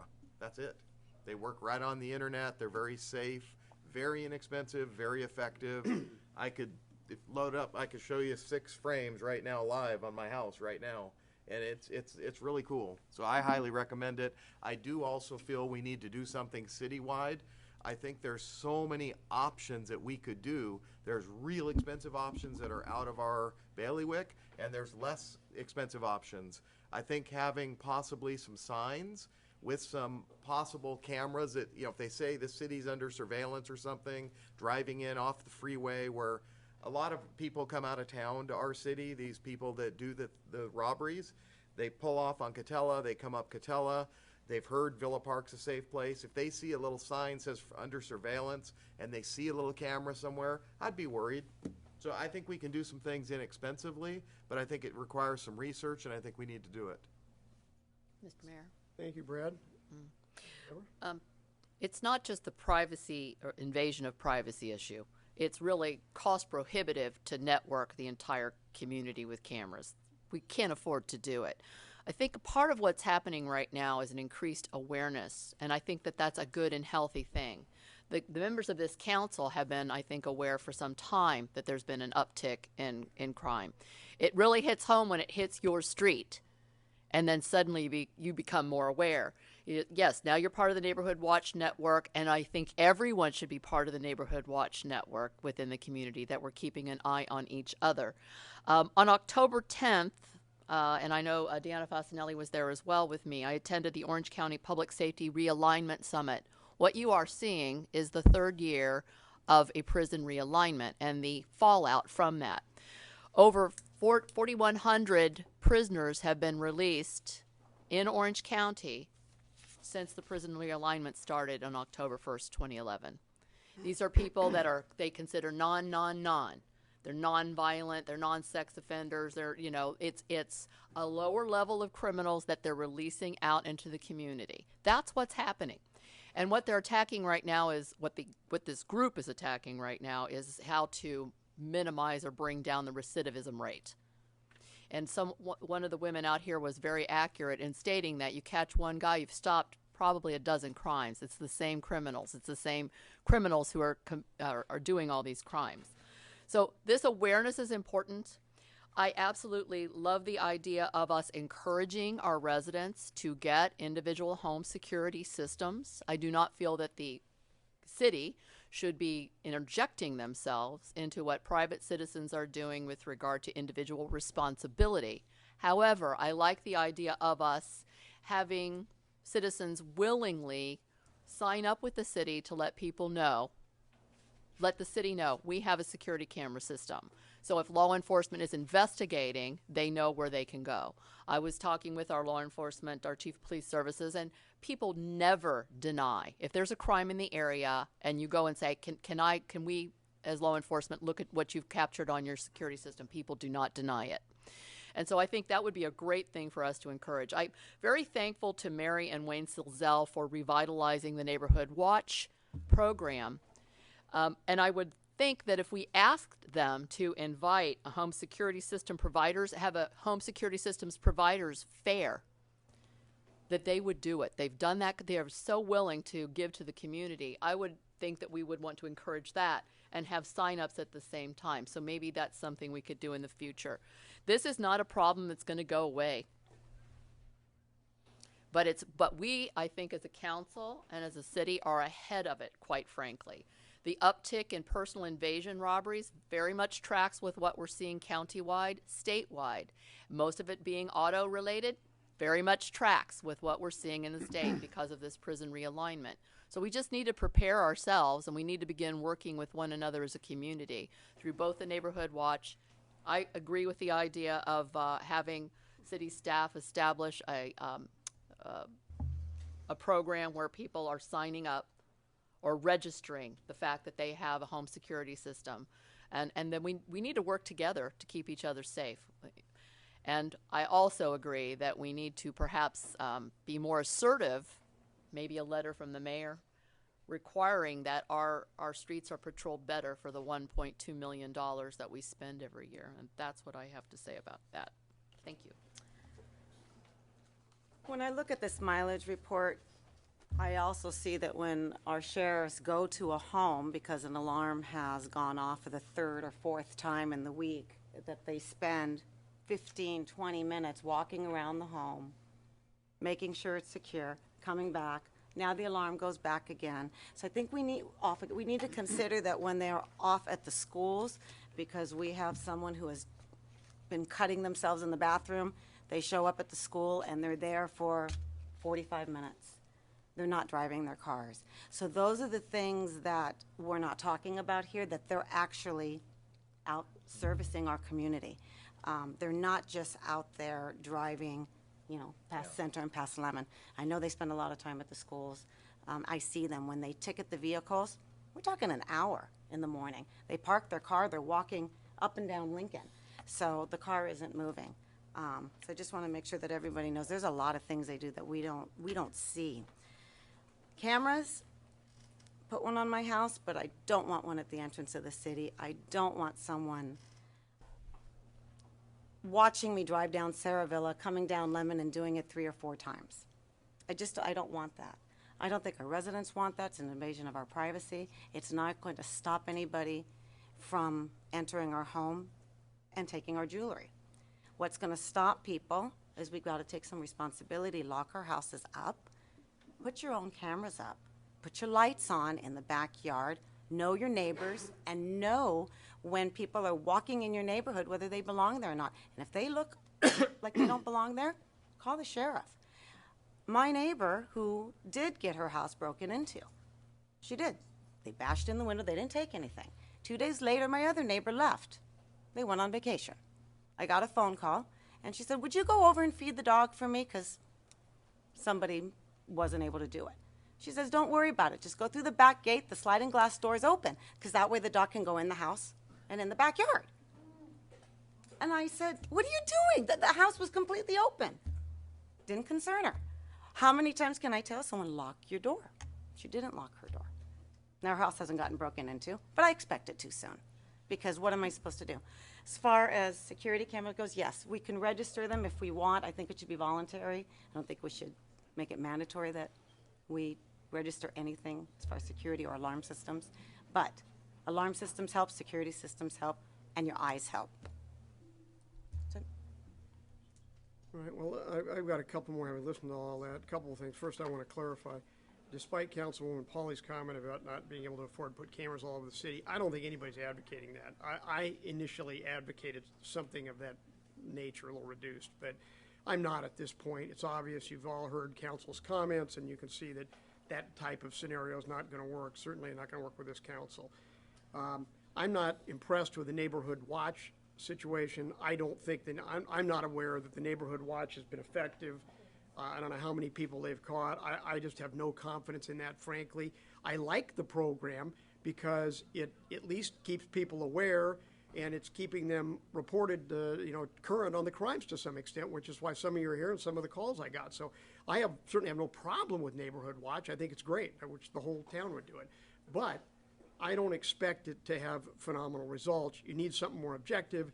And the reality is in the questions that the insurance company and the police put to me. When did you have cameras? Both of them, second question. Those are the agencies that deal with it, and that's what's going to solve it, because that's the first thing they ask about, and they know it. So I don't have a problem backing up to the private camera systems in the homes, encouraging people, maybe even helping them to find something, assisting them so that they can get them. I never suggested that there be a mandatory sign-up. I don't even know if that would be legal. Of course it would be voluntary. They'd log on to the site and put some information in there. And frankly, as I've been sitting here listening, I think what would really be helpful, because one of the problems with the private system that I had before was, what are the police going to do? Go out and knock on, 150 doors and sit there and watch video to see if this guy went by on his way out of town and all these camera systems? Not realistic. But if we had an email network set up whereby when we had the crime, the people that were logged on with cameras, that have camera systems, we could send an automated email and say there was a crime on this street at this time, would you please check your systems? And probably not everybody's going to get it, but that would be feasible. We don't have to have the sheriff go to 100 houses. And I don't think there would be objection to that. Greg, would that one cause you any trouble?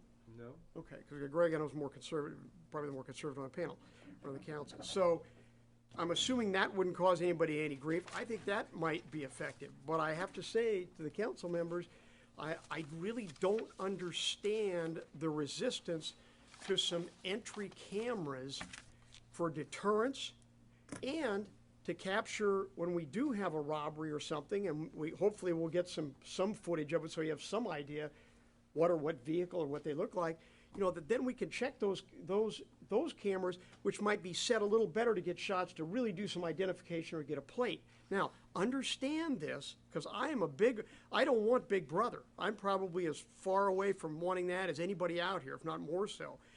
But to put up those cameras at entrances for deterrence and to snap some objective pictures with the understanding that that data goes to a double locked server, maybe in City Hall. It can't be accessed except with the police and somebody else. We pass an ordinance that makes it a misdemeanor to even view that, except when there's been a qualifying crime. There's a couple of people with passwords to be required, and they would merely look at that to check out for that crime. And then we have that, we either erase it, if we can legally do that, or we seal it up so it's not available. Short window to look at crimes, not reviewed by anybody for anything, passworded, and a city ordinance that makes it illegal to even look at the stuff unless you have a qualifying crime. Now, with all that in place, I frankly don't understand the concern. There is no huge expectation of privacy in the streets. You can stand out there and stare at anybody you want. The police can drive by with scanners and license plate readers on their cars, which they are doing frequently now. There are cameras all over the place. The toll roads have cameras, take a picture of every car down there. Cities all over Orange County have cameras, numerous cameras. At intersections, they're all over the place because I looked into it. So to think that we have this privacy and that snapping pictures coming in and out of an entrance, which are deleted and locked and illegal to look at except in a crime, to me, that's really kind of paranoia and being unrealistic. So I would really, I would like to direct staff, and I would hope council would support me, to look into it and see what we could get to get those shots at the entrances, not real expensive, try and hold money down, smile you're in Villa Park signs or something so that we get the deterrent effect so that we stop the crimes. And I've had those discussions with the police officers and that investigator. Yes, if they see that, they're likely to go to the next town, say, why would I go in here with this? I'll go down the street where they don't have any cameras, okay? So that's my thought. I don't want anybody to think I'm looking, that I'm proposing that we blanket the place with cameras and that everybody can look at it. We retain all these records and we track license numbers. There was an officer came in a meeting or so ago to talk about license plate readers, which, and frankly, even those don't keep personal data. They snap a shot of every, and I'm not even advocating we do these because I think they're too expensive. They snap a shot of every plate that goes by on main streets in an area. They don't put them all through little surface streets, Catella maybe in major streets, and they shoot every license plate. It goes into a database of license plates. There is no tie-in to identifications. When they get a robbery, what they'll do is they will go and they'll say, well, this happened at 10:15 in the evening. So I want the computer to run analysis from 9:45 to 10:30 in the evening on the Catella cameras, and I want it to compare that with all of the other Orange County crime scenes and see if it can find any common plates so that do we have a high incidence of this license plate being at a whole bunch of crime scenes at the time of a crime. If they find a hit, then, excuse me, let me just finish. Then they can go search and check on identities and see what's going. But this is not a giant privacy invasion. And frankly, I'm not advocating that. But I want council to hear that, and I want the public to hear it, because ultimately it's going to be your call. You're going to elect people, and you're going to be the ones that communicate and deal with this. So that's what I have under wraps. I'm not going to beat this to death. I've presented it to council and the community. So I'm done. So we're done? Yeah, I'm done. Awesome. Can I speak on behalf of Neighborhood Watch? Sure. Wayne wasn't here for our...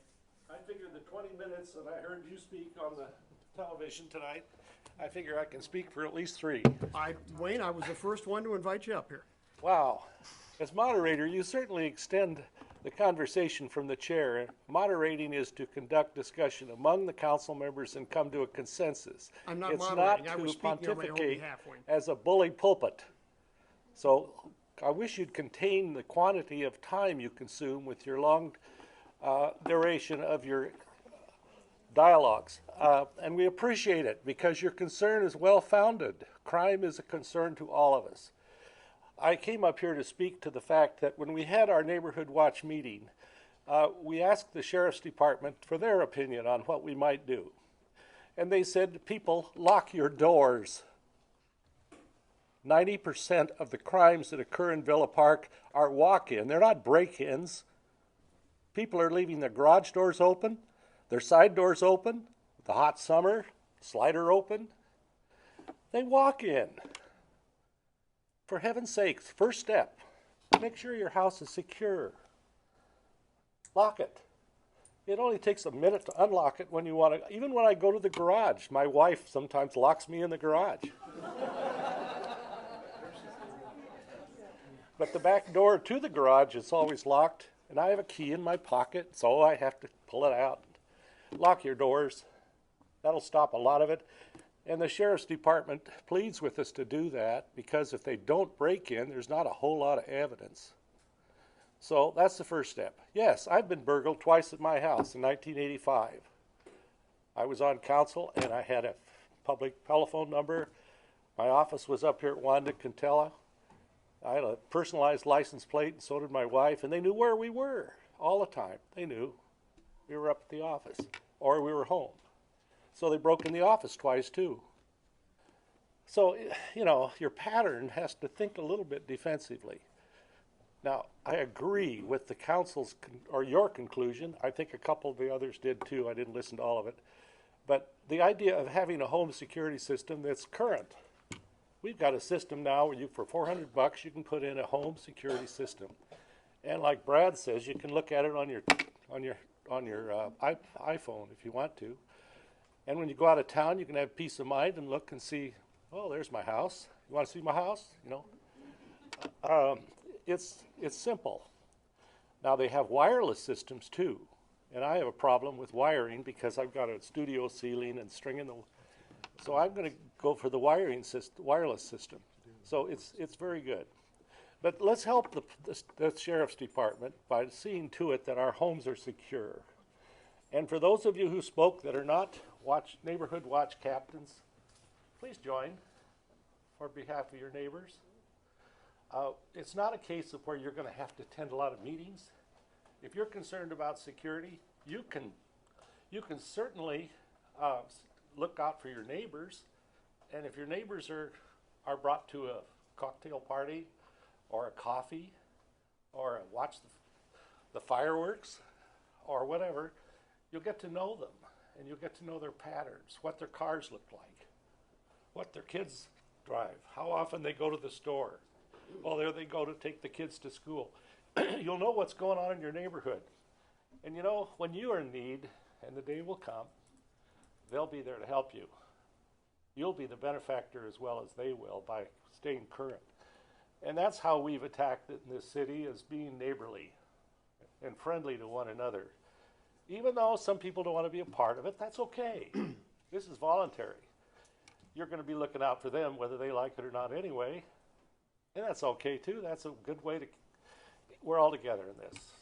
So let's do our part by helping the Sheriff's Department by being sure we're doing our responsibility and not relying solely on them to patrol the number of miles per night or whatever. So I think that's the main point I want to make. As far as neighborhood watch, we're doing this on a voluntary basis because we don't want to get it officialized. We don't want you to have to file with the city. We don't want you to have to record and then submit your information to the city until it's requested for a reason. And like someone said, it's always voluntary. You don't have to give them what's on your tape if you have a recorder.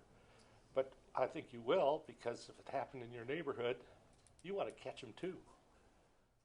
So I think if we really just work to help one another and help the Sheriff Department with whatever security system you have, you'll see some effective deterrent to people coming to town. I have a suspicion that since we were the only city that allowed fireworks within a radius of how many miles, that I think a lot of people, and I know a lot of people, came into our city and fired illegal fireworks off on the fringes of town because they knew they wouldn't be arrested for firing it off. There's a group of students, Chinese students, that live in a boarding house near our home. They probably didn't know that those kind of fireworks weren't legal, but it's pretty in the sky. But according to Diana, it didn't happen, so it was right in her 2 houses from her. but that's okay. And it was over on Fitchin Drive, the one Excuse next me, to Wayne, excuse me. Any rate, that's the way You it don't need is. to be controversial with Councilwoman I'm just- Fasenelli on it. You're I'm just talking about stating the facts. fireworks. We're in here on another agenda item, so please Okay, I'll don't be make it quiet. the bully pulpit and I've said enough. move on to Thank you. another issue. Okay. Mayor, can I clarify just a couple things? Sure. What no one's mentioned, and I agree with everything, is the vacation checks online. And I've said it before, when people go on vacation, go online and request a vacation check. Jared gets them, forwards them me. It works. It works, and you have a deputy at your house, several times a day. So that's something that no one's mentioned, I think, is a great deterrent. Yeah. I agree with you on that. I think that's a great service that everybody probably should use. I don't, and I should, but There's a lot of it's a people who good don't, service. but there's a lot of people who use that quite often, and it Lieutenant Gunzel, I can attest to that because I do the vacation checks at my house. I also do them for my neighbor because he doesn't know how to get on the internet and do it. And I see the police on all my cameras. I see them check various gates. They rattle the gates. They check the front door, and I get all those emails, and I say, oh, there they are. Yeah. Middle of the night, middle of the day. It works. Good stuff. Yeah, when someone comes to your house. Yeah. The second issue I want, and I just want to be clear, the 15 miles on a patrol car, that is impossible. It's almost, and not to be controversial or argumentative with Mr. Brown, because I'm very fond of him also, it's about 6.5 miles from Sheriff's headquarters to here. We take that out. It's deducted. This is net of that. But there's no way 15 miles. And I'm just saying that Villa Park car runs 24 hours a day. There's only one car. So when the 6 o'clock shift comes in, the other guy takes it out. It never shuts off. So it takes maintenance. So I would almost guarantee, I'd have to see the date, that a 15-mile day means it went to Civic Center garage. It never came out to patrol here, and that wasn't captured with the Star car that was in the city. And driving around, driving to Civic Center, getting maintenance, doing the test drive, maybe going and getting gas and coming back. There's no way there's 15 miles. That would mean a deputy parks here and stays here. Certainly any day could be an anomaly. The average, I think, was about 42 miles a day for the month, which frankly isn't a lot of miles in 12 hours. The 15 miles was picked on several times. And right. And then two other things that aren't captured. The SRO car, we aren't capturing miles on SRO cars, and that's a car that's in the city all day.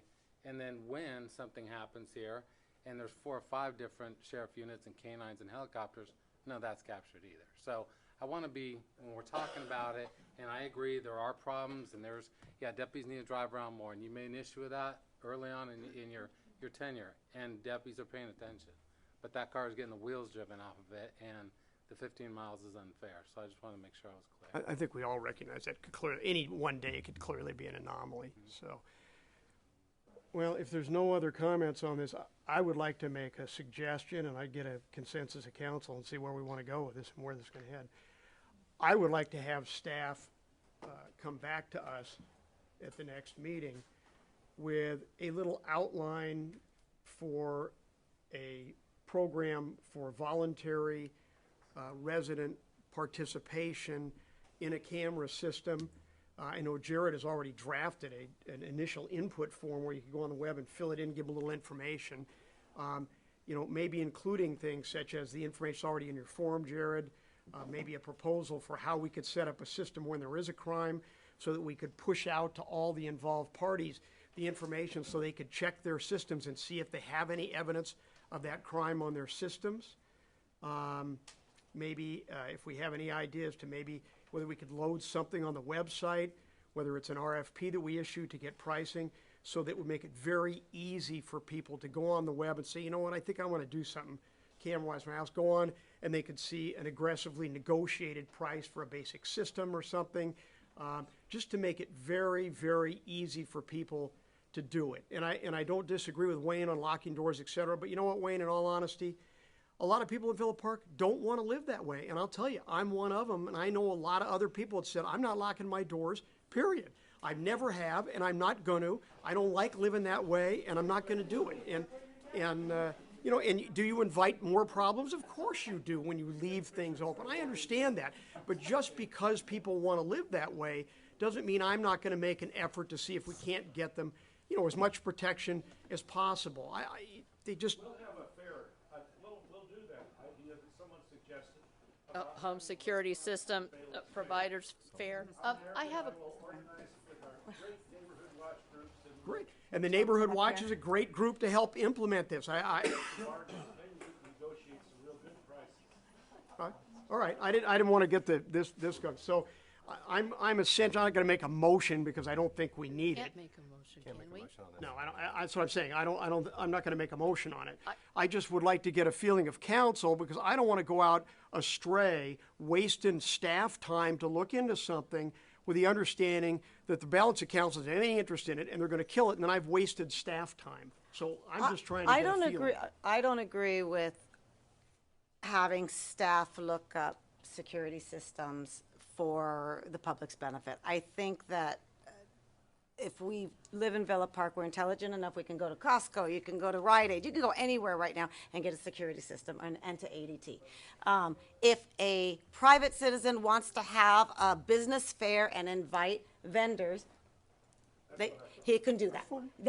Do that, and he can use his, you know, his networking to invite them here. But to use staff time for that, I'm not. I don't think we should. I'm in agreement with Deanna on this one. I actually have real concerns about the city in general recommending 1 or 2 or even 3 vendors. That's us now becoming an advertiser for 1 or 2 or 3 vendors. I just think that it should be a privately driven issue.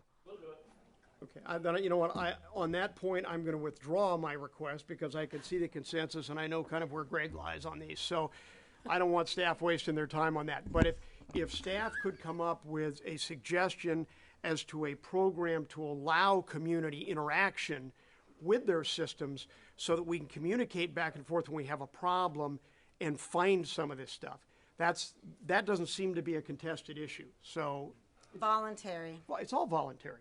Okay, so, and the other issue that I would really like to have staff take a look at the issue of what's available at city entrances and what cost range might be. So do we have any consensus of council on that before I waste any time on that? I would like to see that. I think that's worth looking at. All right. I would not authorize staff to do that. No. I absolutely think that's a bad idea. We've already talked about this 3 months in a row. You keep getting the same answer. Right. So I'm going to drop that one because Brad and I are the only ones. It's 3-2 already, and I'm not going to waste staff time on that. Honestly, you can have somebody else do it offline. It doesn't have to be staff. You can have somebody else look it up and have a report at the beginning of a meeting sometime. That'd be fine. Well, there's an idea, Jared. If there's a contractor out there that would be happy to look into it and provide us a report, that's great, but don't you spend a lot of time on it. It's pretty clear council doesn't want to do that. Okay, so that's my suggestion. And unless somebody else has got... It's 3 times a charm. You know, the greatest prevention of crime we have in this country are these guys. Smith & Wesson. Yeah. Cameras, great. I mean, I have a security system. Okay. It didn't prevent any crime. But the thing is, these guys with more present, if we're going to spend $300,000-$400,000 on cameras for the city, I'd rather put it in these guys and get another car or get another. Here. And he's got some good. I agree. He's got some good policemen on the road. I've talked to several of them. There's a couple of them that go zip and back to the city hall, and he needs to look into that, right? I've been a manager. I know what you do. You fire. But the thing is, these cameras are wonderful, and we all should maybe have a security system. But that doesn't prevent the crime. That cop car going around town is the greatest prevention we got. And the license plates he's going to have to review, there must be 9 million cars coming to this city to bypass the freeway during working hours. Lemon Street is bumper to bumper for about 2 hours every day, people coming up over the hill and bypassing and going to Jamboree to get around the freeway. So I think the prevention is right here if we can put more money there, if that's necessary. I think those numbers are far higher than we're thinking, Jim, and I personally think cameras are a good deterrent. I don't think people want to be on filmed when they're committing crimes. But in any event, I think we've beaten this to death. I know I have. So unless somebody else has got something, we'll move on. Rick, I just got to make one more comment. Mr. Brown, just one comment on the million cars on Lemon Street. You know, if there is, yeah, I know, but I just want you to understand. Say there was a crime, and you have license plate readers that have been there for months and months and months and months. That computer system is able to look at all the cars that drive on Lemon Street. It looks at all those license plates. It says every day this car has been there 4 times every day, and it eliminates all those. So then it finds one car that came in from L.A. Oh, look, this one stands out. This one doesn't go through that intersection all the time. That's how those things work. That's how they drill down. So it's good there's a million cars. It eliminates all those, and it looks for the one that came in our city. That's why it works. I understand that fully. Okay, I'm just making you clear on that. I was addressing with this young lady. How do you prevent it from happening? Yeah. That's the important. That's the first step. Take an NRA course. Okay, enough of that. Jim, it's deterrence and it's catching somebody after the fact, and then when you catch them, as the officer told me, when you get them, you're going to go there and find everybody else's stuff, and they're not going to want to come in there as much. But again, I think we've beaten it to death. So anything else? No? Okay. So we're on to the consent calendar. Does anybody have any items they'd like to pull?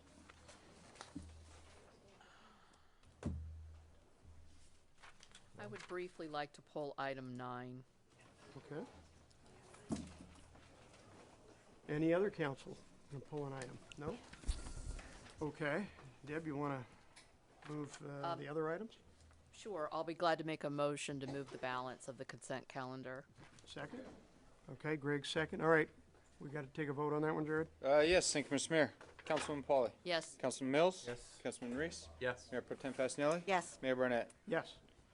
Okay, item 9. Thank you. Councilwoman Item Polly. 9 is the resolution approval for arterial pavement management program grant. Apparently, we're going to go after a federal grant? That is correct. Okay. I have just a couple of questions about it. First of all, we already pay Civil Source a monthly fee. I believe that's about $7,300 a month, correct? Mm-hmm. And this is requiring that we pay an additional $16,575 for what purpose? This is actually a routine thing with every street, sewer, any type of routine service that we do. It's the design of the project. And it is built into the entire, we do a $350,000 street project every year. And in that $350,000, you gotta have a design. And because they're a resident engineer, that's part of what they do, but it depends on what size kind of a project you have. So that dollar amount is not included in your annual or monthly because it changes every year, depending on how much money you have to spend. Sure. Okay, so this is above and beyond what we're normally paying. Because of the size of the project, we're talking about $16,000 and change. And my question, couple of questions, I want us to keep track of this for a reason, and I'm sure you know what that reason is, Michelle. Our prior engineering firm, we would find ourselves paying $70,000 to go after a grant that we might not even be able to provide a match for. I call this out because I think it's important for us to keep track and keep a check on those additional contracts that we're providing additional funding to our already hired and paid for engineer. Understood, and it is something that I totally track. And normally, I think it was Norris Repke, we were paying 30, maybe 35%. Well, that was when we were pushing on them. But this is ridiculously low. I mean, Yes. what we get from Civil Source is, we don't want to bring it up because I don't want anybody to know about it. They do a very good job at a very low cost. I mean, most designs for this kind of a project would be maybe 70. Yes. That's routine. Yes. Yes. So for getting it at 16, woohoo. I We're agree. excited. It's a very small amount, but I still just think it's something that should be called out, and we need to pay attention to it, especially Absolutely. when we're going after grants. Is the funding coming from, or can it come from, a portion of what we already receive through Measure M2 funding, or does that have to come out of our general fund? Actually, Let me clarify a couple of things. Okay. Yes, the grant is coming from federal funds. However, it's going through OCTA. So the application and the grant application is submitted to OCTA for their approval. Okay. However, all the the review and the authorization will come from Caltrans.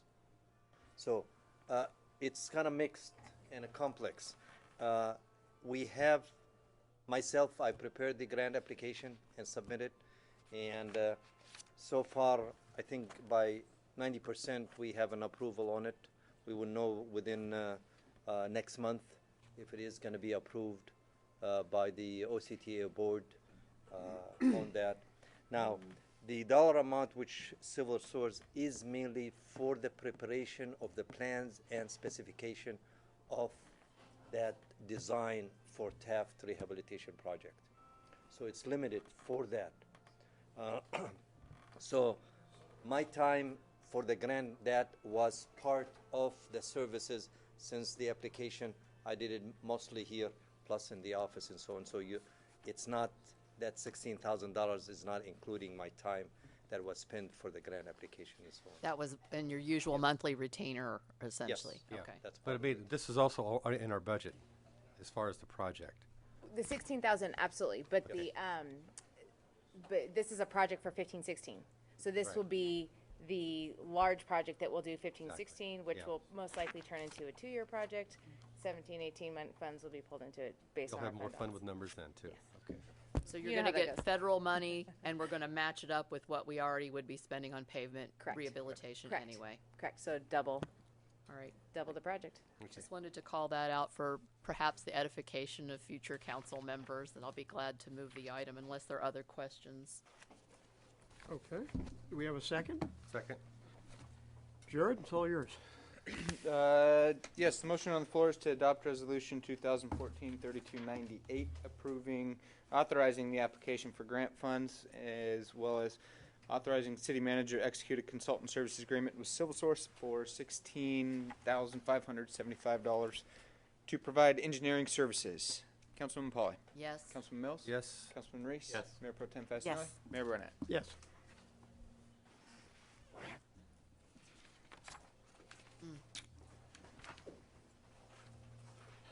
Okay, that brings us to the item 10, the potential amendments to the codes regarding front yard structures.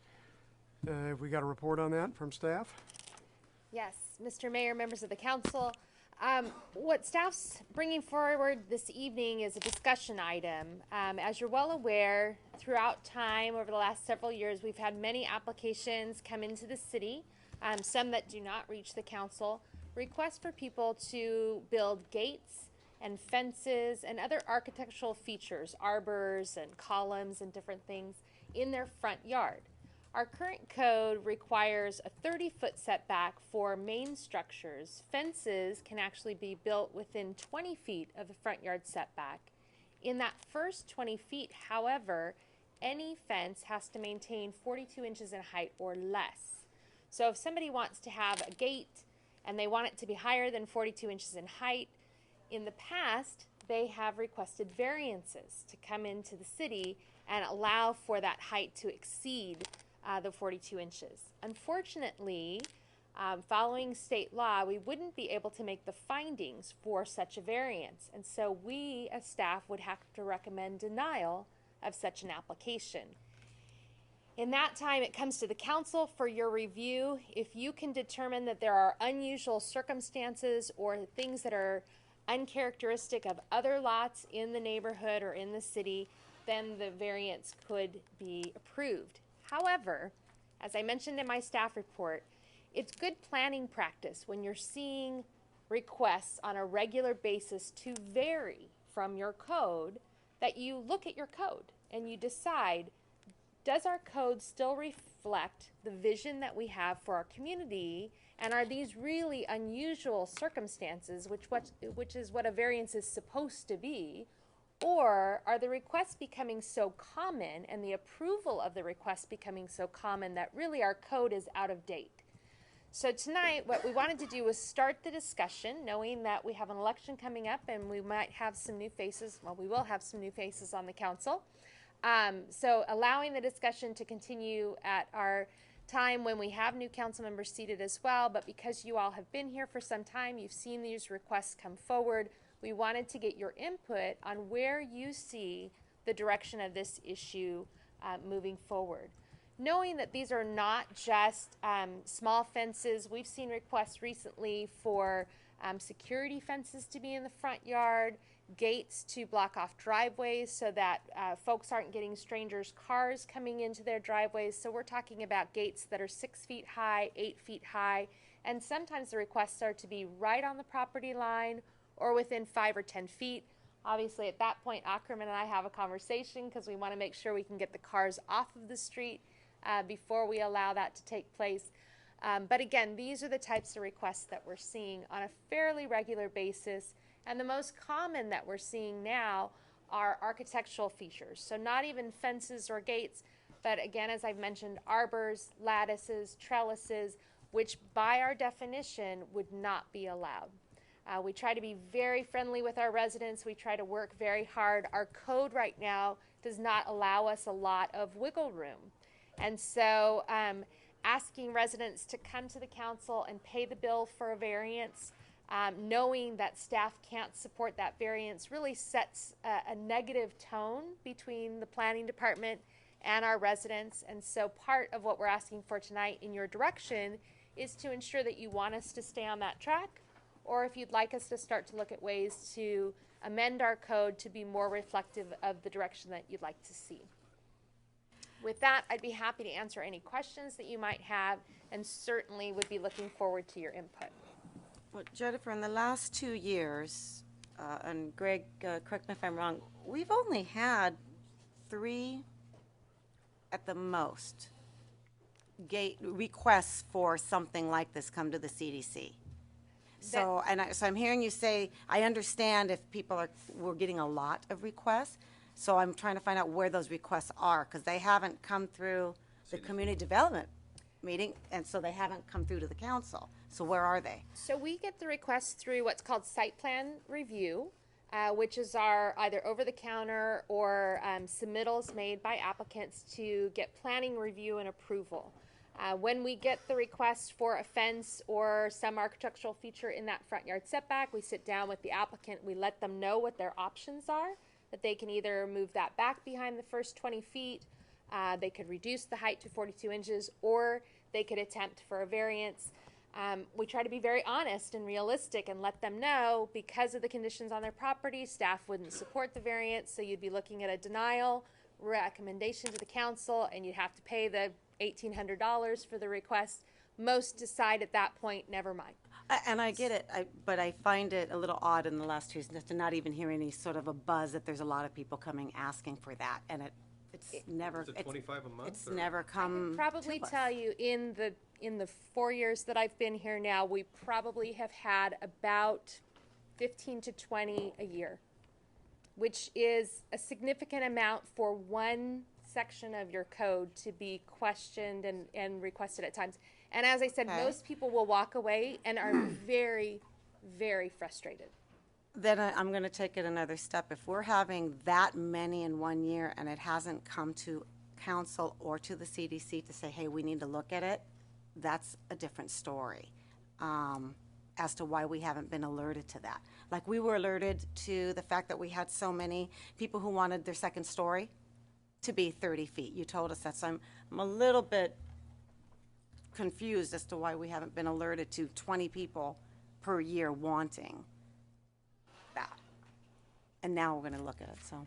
I think if I may, I think what ends up happening is you don't think much of it the first year or so, but then when you start seeing it repetition, I requested that this item be placed on the agenda during last meeting's council member comments, and it really came from someone had put up a lovely trellis to finish off a walkway on a home that they had done. It was beautiful, and came to find out that they weren't permitted to use the trellis. They weren't allowed to have it there unless they went through the variance process. I guess maybe a year and a half or so ago, I challenged Jennifer to come up with ways to get things off the books that were restrictive to our residents and weren't even reasonable anymore. Once we increased, and this happened some time ago, the fees that we were charging for variances, $1,800 is a lot of money to add on to a project, and we're holding up the residents from beautifying their homes, which is of course something we want them to do.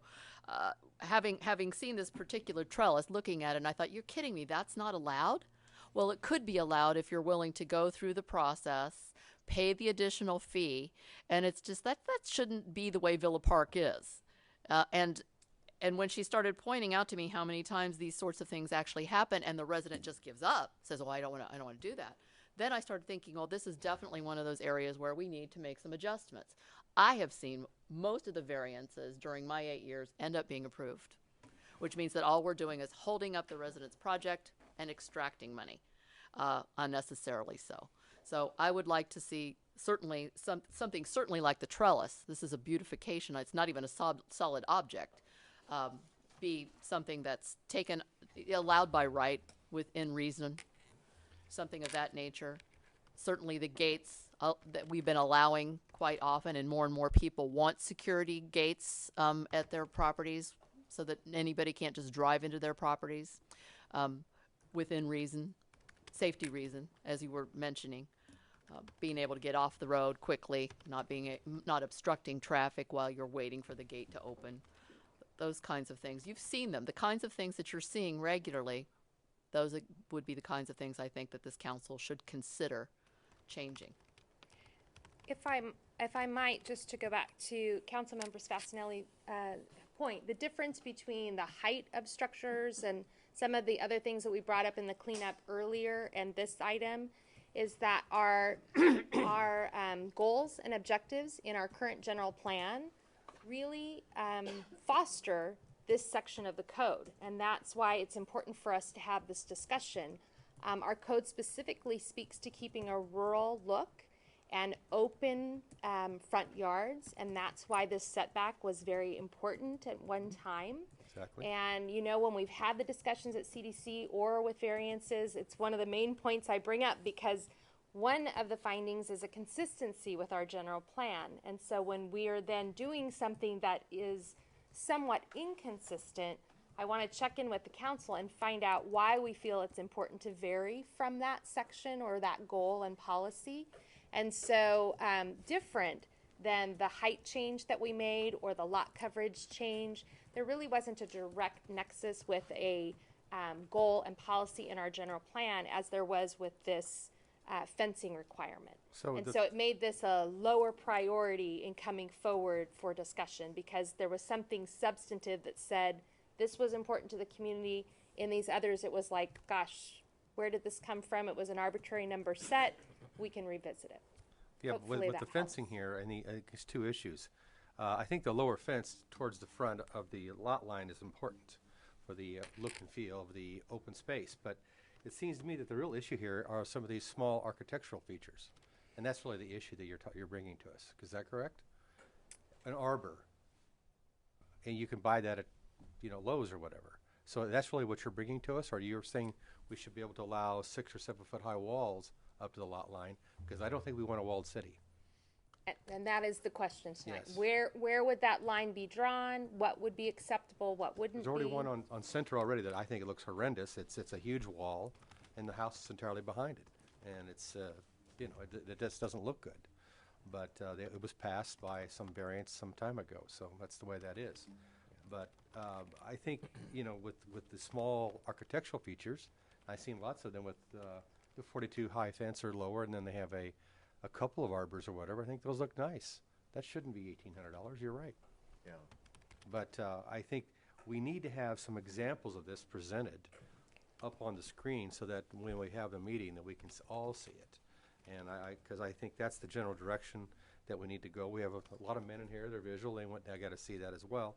But I know that you can see that that kind of thing is something that will I think resonate with everybody. They want to see it. The examples that you're talking about. For instance, we have over and there was another fence that we talked about in a cul-de-sac that they had all the neighbors sign off.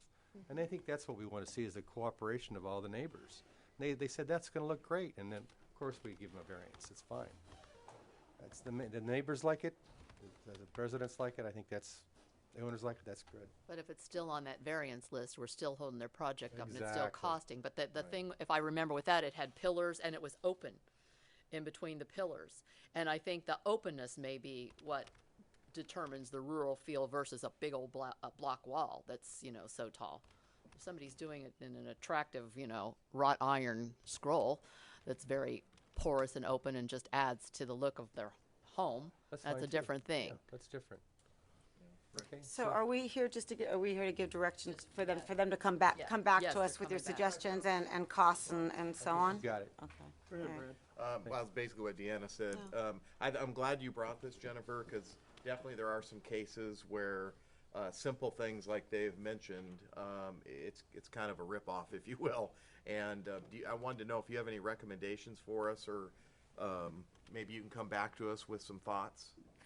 I will certainly come back to you with recommendations. Before I charged ahead, I certainly wanted to hear from the council. If the council really felt that this was still a one-off, a very unusual circumstance, then we wouldn't want to go too far down that road.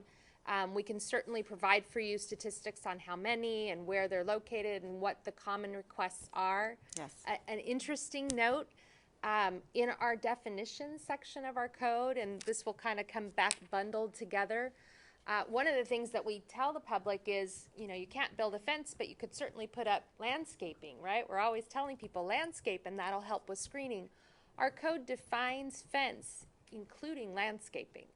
So technically, if we were taking a very hard line with our code, you could not have a shrub higher than 42 inches in height within that first 20 feet. So, so many people would be out of compliance right now. Obviously, we would not take that stand, but we'd also be looking at changing that definition to remove landscaping, not so that it would be at all infringing on the line of sight for cars to get around driveways and whatnot, but we do want to allow people to have screening and privacy if they want to be able to do that. Again, with the direction of council, of course.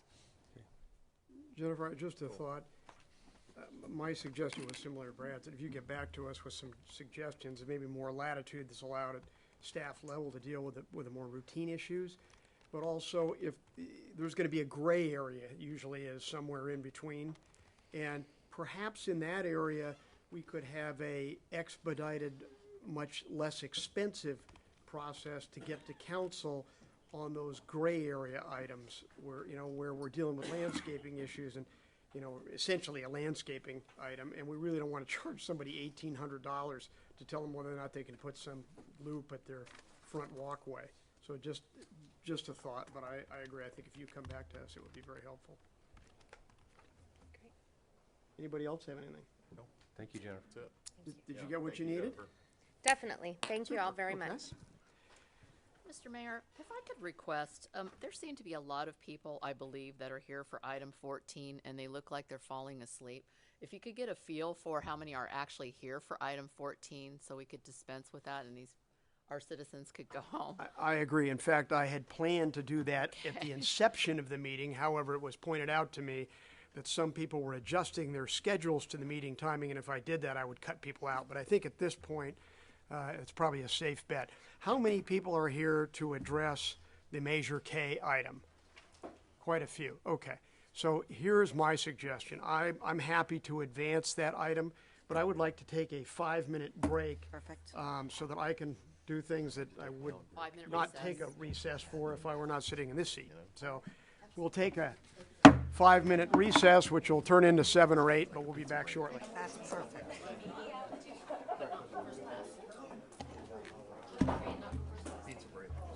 Yep. I hear you, Brad.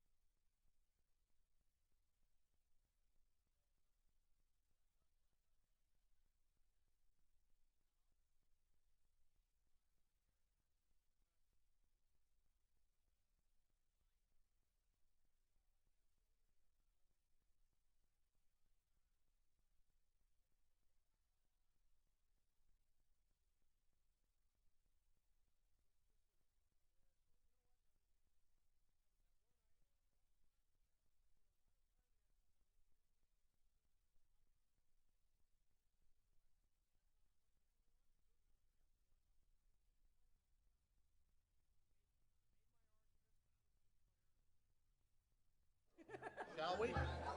Once the team speaks, I'm done. Shall we? Hey, you know All what? right, Rick, let's see your skills. I made my arguments. I made sure everybody understood the position. Let's see and your I'm done. skills, Rick. Do this. Okay. Pardon? Let's see your skills. Say again? Let's see your skills. Let's see your skills. Okay. Move this All thing. right. Well, there's 2 nothing minutes, to 3 do. minutes. Okay. Go. Well, we're gonna re-adjourn here. Moving on to item 14, if I said I was looking forward to this, I'd be lying. So let me. I received so many emails on this, demanding I pull it off calendar, other people wanting things passed. So let me at least tell you why we're where we are and what I'm doing. First of all, from my own perspective, I see this as just a giant, pointless argument. Everybody's going to get up, argue their positions. I doubt council's going to be able to take any position on it. Council is as divided as everybody else in the city. I don't see this going anywhere, and frankly, I think it's going to end up being a waste of time, and I wish that Councilwoman Polly hadn't put it on. Now, that said, she did put it on. She had a right to put it on, and the public has a right to be heard on the issue before we do whatever we're going to do, which I doubt is going to be a whole lot because, as I say, I think we're probably as split up here as everybody else is on the issue. So with that said, I hate to run this all night because I think, frankly, it's just going to end in a big argument. Everybody's going to make their positions, and we're all going to go home, and that's going to be it. But you're entitled to it. She's booked it. So how many people intend to speak? Let's see how much time we do on this. 1, 2, 3, 4, 5, 6, 7. So, another one. So why don't we try and hold this to about 3 minutes apiece, and let's try, if you hear your arguments being made by the 5 people in front of you, will you please try and not just duplicate it? Because we get that so much on some of these heated issues. People come up and it's just one after another saying the same thing again and again, and we'd probably all like to go home. So with that said, how many people, let's see which way we're going. How many people want to, I'll try and divide it up. How many people are speaking against the proposition? That's not an issue. Pardon? That shouldn't be an issue.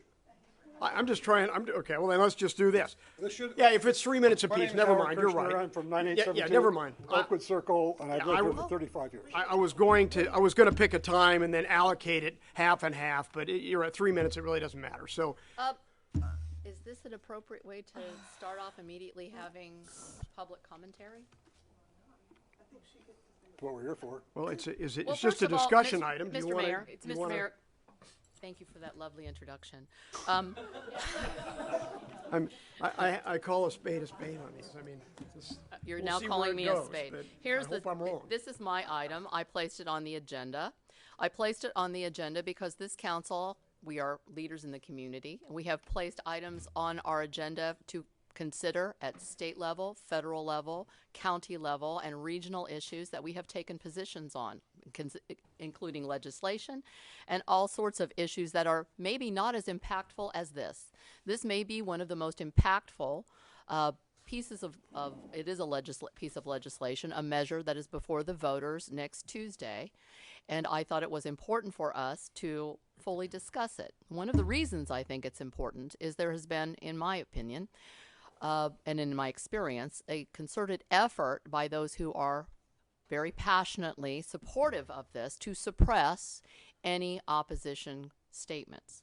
And so, having researched this fully, I have some things that I think need to be brought forward, and I did so in a resolution, all fully researched, and most of it has been noted what the sources are for the edification of the public. I actually feel that reading this resolution is appropriate, but I will wait until the community has an opportunity to provide their input.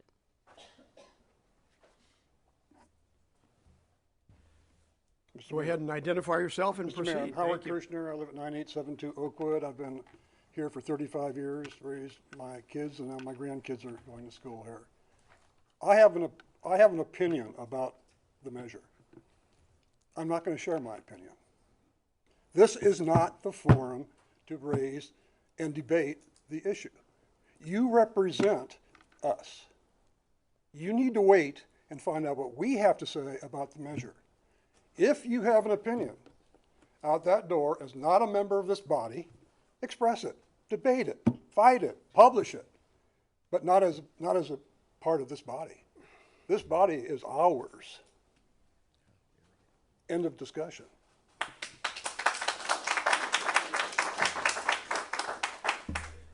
Thank you very much. Next.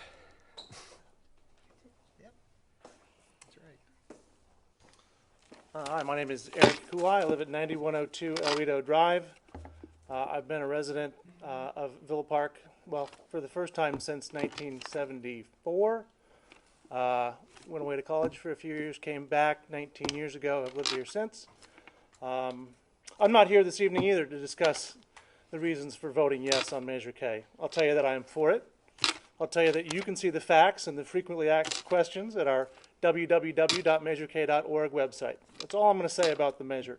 What I'm here for tonight is actually what boils down to one council person's grandstanding and an ill-conceived attempt to force her personal and partisan political agendas upon the city of Villa Park by adopting a resolution filled with misleading statements and outright lies.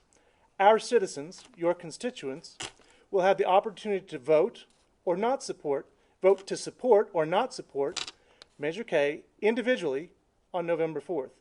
Therefore, a resolution by the City Council of any kind, for or against, is wholly unjustified.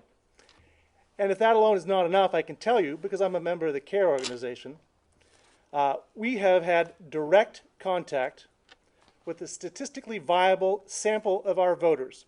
So if you wanted to accurately reflect the viewpoint of the more than 4,200 voters in Villa Park, I can tell you we've done the work. The CARE committees made those calls, and that more than 55% are planning to vote yes on Measure K. So if you really want to pass a resolution, and actually I don't think any resolution is justified, but if you wanted to pass any resolution on Measure K, it ought to be a resolution to support it, because that's what the majority of the citizens want.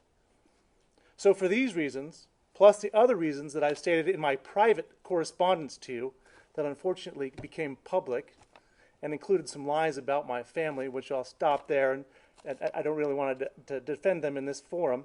I urge you in the strongest possible terms to disregard the motion for this selfish, malicious resolution.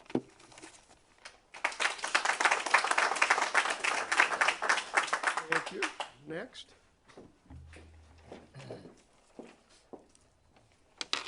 Good evening, Mayor and Council members. I'm Nicole Jones, 10292 Via Corte. I am very disappointed in Councilwoman Polly's resolution on this agenda tonight. To start, it's just embarrassing. The resolution is plagued by inaccuracies, such as the no change in traffic at Villa Park High School, as well as a potentially actionable libelous statement against TBWB strategies. During the candidates forum in this city, we heard from all the candidates that traffic around the local schools is a real issue. So Councilwoman Polly is asking you to turn your back on a measure that could restructure our drop-off and campus access to improve traffic flow to our schools.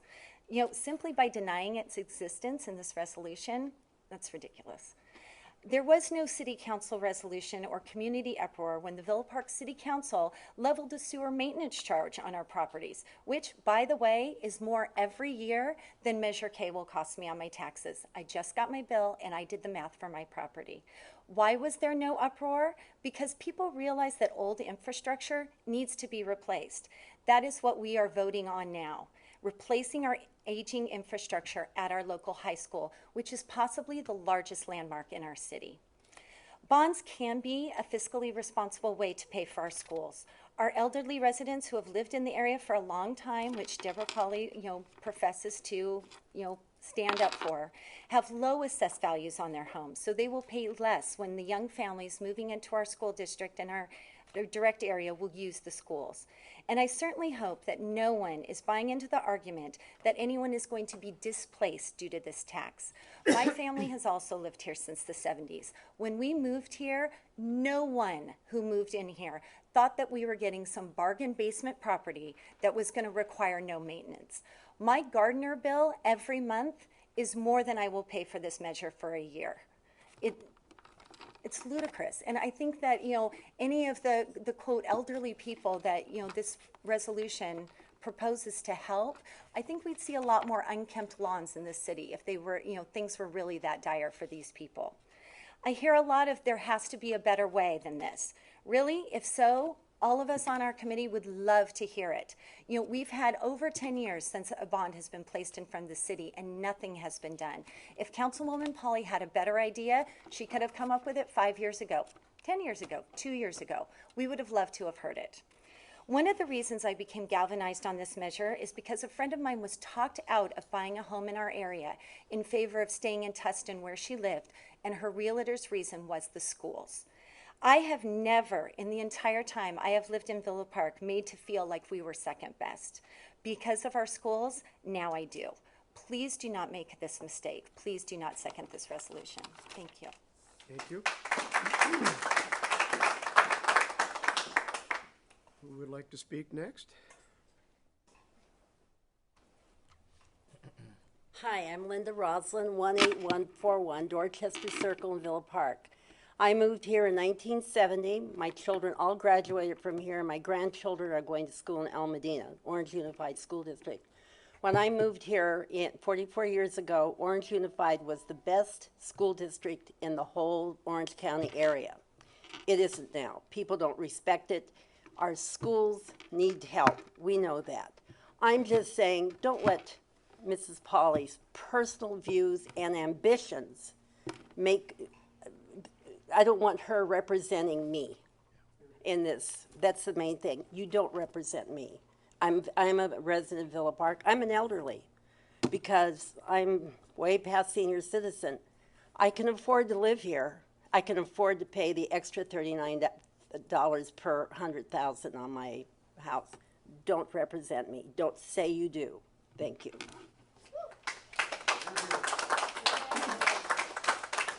Next speaker, thank you. We not have any? Oh, there we go.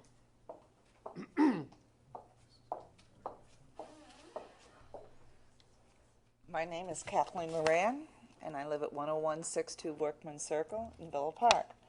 For those of you that are young and don't recognize me, and for those of you that are a little older and do recognize me, I was very involved in saving Villa Park Elementary back in 1985. You would not have a school today if it wasn't for those of us that were in our 30s at the time and recognized the problems at Orange Unified.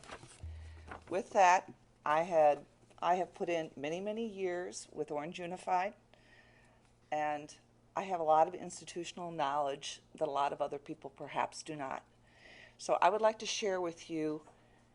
I would also like to say something too regarding some of the remarks that have been made tonight regarding this. When Orange Unified tried to close the 4 elementary schools back in '85, our city council got very involved in it. They were very involved in it. They did make a decision. They, in fact, even had a panel night that they got Orange Unified to come. For those of you that were around back in '85, they were involved in it. They knew that they were important. They don't all represent everybody. Everybody understands that. But there's nothing wrong with having a discussion on this either way. And if this board or the council decides to pass a resolution, that's their right to. They can put it on. If they don't want to, they don't have to either. It doesn't matter either way. But for anybody to say that they can't is not correct either. So this is why I come to where I am on Measure K. Good evening and a blessed day to all. I'm opposing Measure K because the education community has not been good stewards of our money. In 1978, the voters passed Proposition 13, limiting property taxes of a home's value to 1% and therefore limiting the amount of local funds that could be spent on school districts. To mitigate the loss of educational dollars from property taxes, in 1988, the voters passed Proposition 98. For those of you that don't know or don't remember, and the state increased the state individual income rates over the next decades to fill the property revenue void. Property taxes were to fund other government services. Proposition 98 and subsequent bills provides more than 50% of the state budget to school district boards, to school employees' compensation and building needs. That's what it was set up. Those are the tax things that happen that you need to follow. In the 1990s, the state required school districts to set aside a 2% minimum of their budgets for deferred maintenance. In the 1990s, Orange Unified Board was setting aside 4% of their budget for deferred maintenance until the employees' unions recalled the board in 2001. The 2001 board reverted back to the 2% minimal state requirement of deferred maintenance allocation and diverted that other 2% more to employees and their pet programs. Now the board requests that the OUSD community pass a bond and reward the educational community for poor stewardship of our money. Let them get their financial house in order before the board asks us to pass a bond. Thank you very much. Thank you.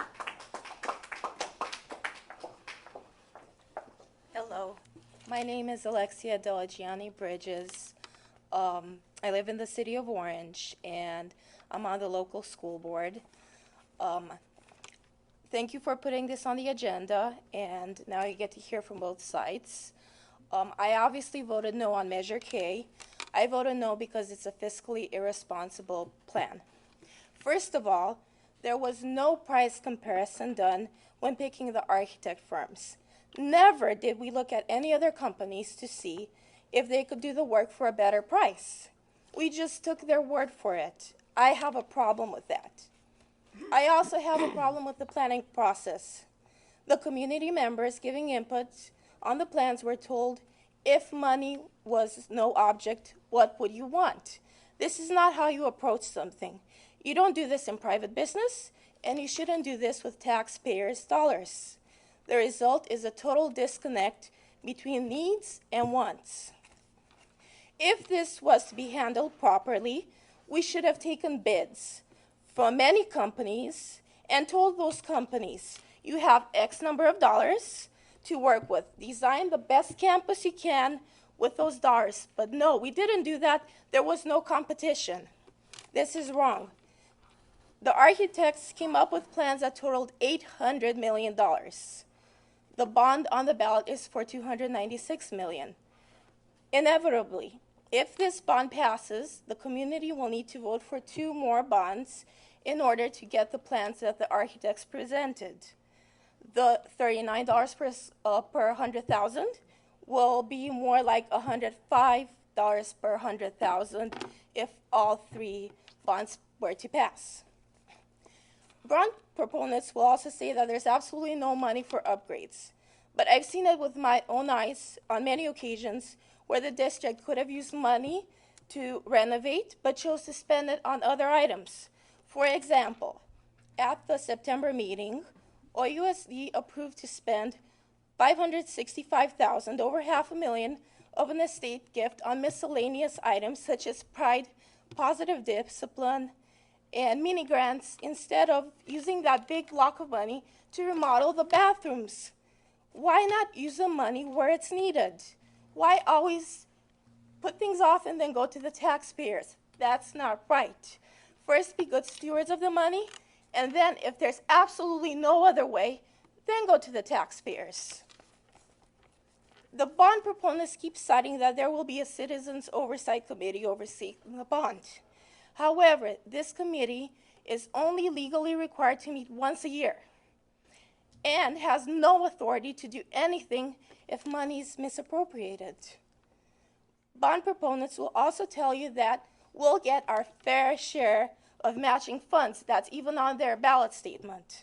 The problem with this, ladies and gentlemen, is that there are no matching funds. Governor Brown did not put a bond on the ballot so we can get matching funds. They don't exist. Furthermore, there are loopholes that state the listed projects at each high school will be completed as needed, quote, and quote, based on the final cost of each project, certain of the projects described may be delayed or may not even be completed. So what guarantee do taxpayers get? Nothing. This is something voters should take into consideration when agreeing for extra property taxes for the next 30 years. I thank you for your time. Thank you very much.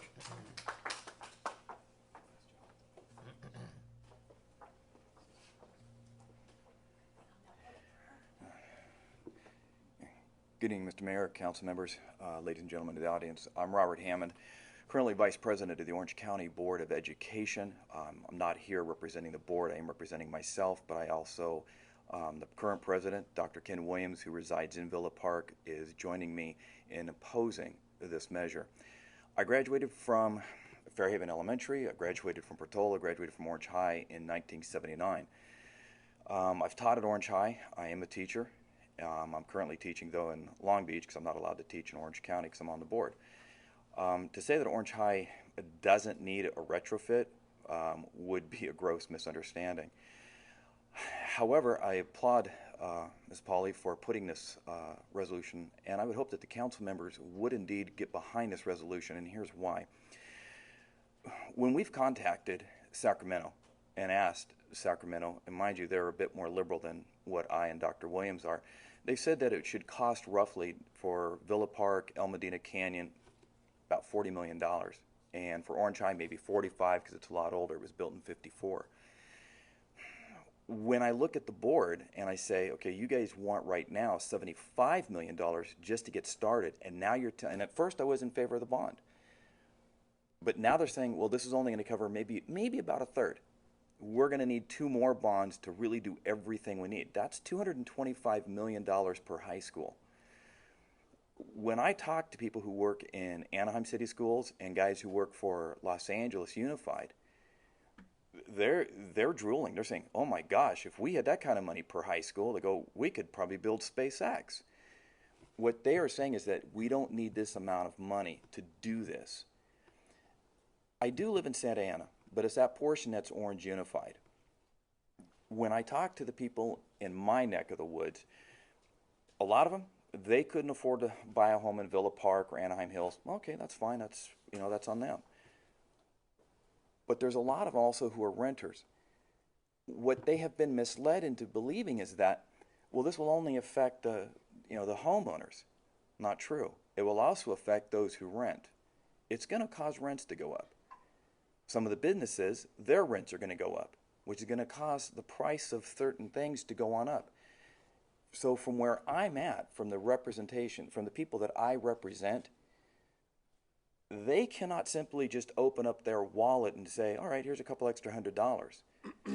I run a business. It's sports. When I'm dealing with people from Anaheim Hills, Villa Park, whatever, and I say, you know what, it's going to cost your child about $160 to come play, not a problem. When I tell the people around my area $160, they choke hard. It's a different perspective. We need to find the money, and the money is out there. And when I asked Mr. Rick Ledesma, I says, Rick, why haven't you guys talked to stakeholders? Let's go to philanthropists. Let's go to Chapman University and so on and so forth. Rick looked at me and says, Robert, that's a good idea. I wish we'd have done that. I said, thank you. You guys can go out and do this stuff. And I guarantee you it won't cost as much. Now, to be fair, Chapman University has basically come on out, and President Dottie said, like, yep, we're in favor of this. What they don't bother to tell you is that, well, his taxes get paid by the university, so it doesn't matter how much it goes up or doesn't. But second is that Chapman University is going to be given certain bits of land from Orange Unified in exchange for their support of this. But permission to continue, sir? You speak, let him speak. He's not speaking I mean, you can go ahead. You certainly have the right to speak. They raised an interesting issue, but whether or not you want to address it is up to you. We're kind of over time, but go ahead anyway. All right. I'd like to hear it. Measure, not the issue before the city council. Please. Talk about the issue. Permission to continue, sir? Yeah, go ahead. Thank you, Mr. Mayor. In closing, is that there's a better way to do this, and it's not just simply putting this on the back of the taxpayers, especially those that are coming from my portion of Orange Unified, who truly cannot afford this, and who are now understandably outraged and saying, like, we had no idea. We're getting blindsided. there's going to be a lot of, I'll say, middle income and poorer people who will not be able to truly afford this. A lot of the wealthier people, they can. We need to go back and we need to sit down with stakeholders and we need to reevaluate this, and we need to do it now. But just simply putting this on the back of the taxpayers is not the answer. I respectfully say thank you to Ms. Polly for putting this on, and I hope that this honorable council will indeed get behind this to send a message to all the voters. There's a better way. Thank you and good evening. Thank you. Next. Hi, my name is Michelle Weisenberg. I live at 1722 North Yurok Street in Orange, but I can see Villa Park from my front yard. And I am on the executive board at Villa Park Elementary School. And as leaders of our community, I urge you not to take a stance on a measure that affects our children so greatly.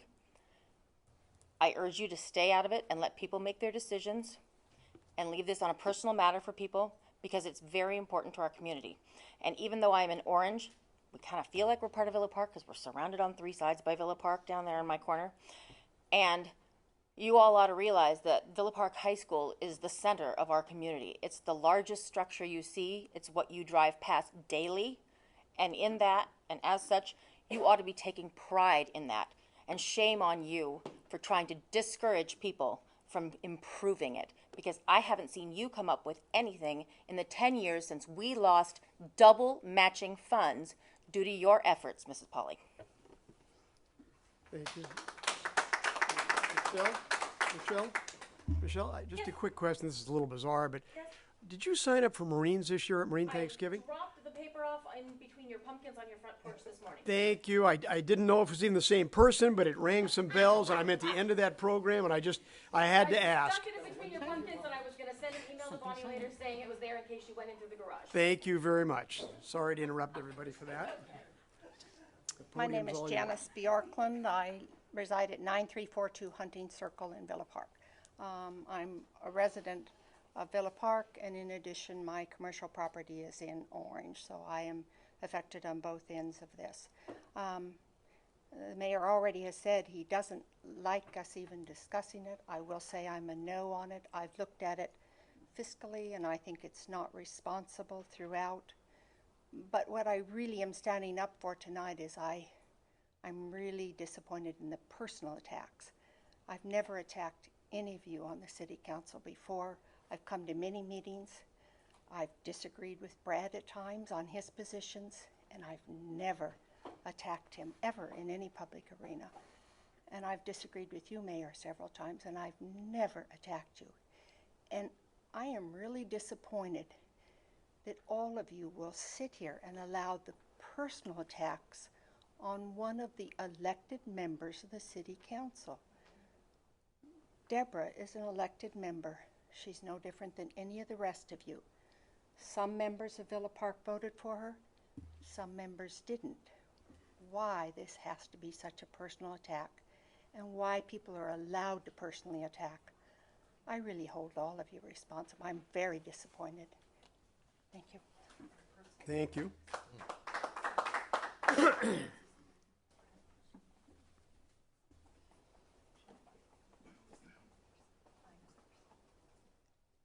Good evening. I'm Jill Kulai, and I'm the matriarch of the Kulai family. I truly don't believe that people should be called out in public with ugly things and not truths. I have just heard this lady, and I agree with her. Unfortunately, our family has been personally attacked by Mrs. Polly publicly. So if you see one of my children speaking back, I guess it's kind of a mad reaction. That's where that comes from, because I don't believe in that either. And I'm here to tell you that I do not believe that this is a city business item. I'm a school psychologist. I worked in the Tustin School District. I worked in some crummy places there. Sometimes I had to do some testing in a closet right off the nurse's office. It was not a safe atmosphere for the kids. And so, trying to make some difference with that, and bringing that to the administrators. Tustin has been able to do a very cooperative thing and has been able to provide great schools for the kids. I visited those schools again. They're not the same place.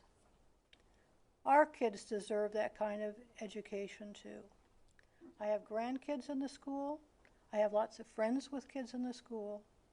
And I know that what we're facing as we look to the future is some very negative things for happening here. What I see is our traffic increasing. Why?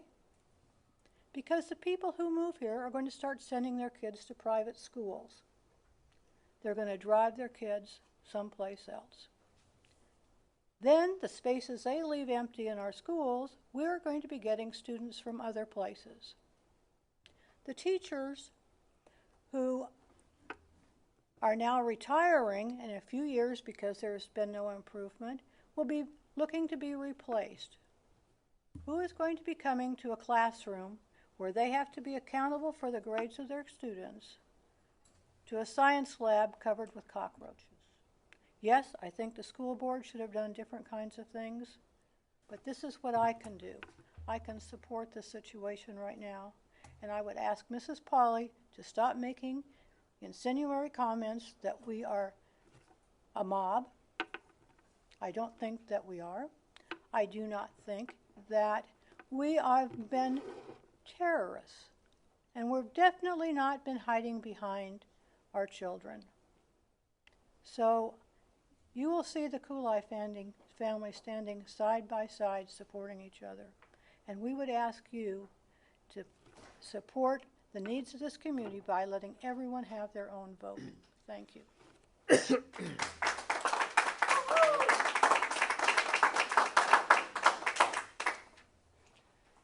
My name is Sally Faber. I'm at 18402 Churchill Lane. And I guess I didn't have a prepared statement, but I really feel that this is a very sad day for the city of Villa Park. To sit and listen to the dialogue that's gone back and forth, and it's not even dialogue, it's not civil. And I think that we should hold ourselves to a higher standard than that. Without making my position, I definitely feel strongly about Measure K, and I support it, but I don't like to see this type of behavior from our community members and our city leaders. You know, that's just the way it is. I'm struck as I'm sitting here today listening to people talking about beautifying their home and constructing beautiful pillars and having all these nice things and putting thousands of dollars into the security system, and we're losing sight of our children. I understand there are people that are on a fixed income, that this might be a burden to them, but we're losing sight of our children. Have past school boards made a mistake? Yes, but we're here, we're now. We need to deal with this issue. The United States has always been known for innovation and entrepreneurship. We are not going to be able to have kids go out into a global economy going to the schools where they're going right now. And that's all I'm going to say on it. But shame on us for behaving this way. If we can't come together and have some type of a consensus, then I really believe that you should take no action on this agenda item. Thank you.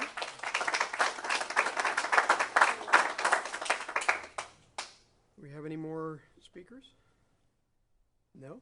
Well, I guess I'll bring it back to the council then. I would like to go ahead and read into the record Marlo Neighbor Moll's letter because she could not be here, and neither could her mother. Dear Mayor and council members, I ask that you please support a resolution opposing Measure K. Of course, I am in favor of upgrading our schools to offer our children the best facilities for the best education. And I also know that good schools mean higher property values. However, I do not believe that OUSD has shown good fiscal management and do not feel that adding almost $300 million in bonds is the solution. 30 years of taxes is not the answer, and it will probably never be enough for the plans that they have shown parents nor residents.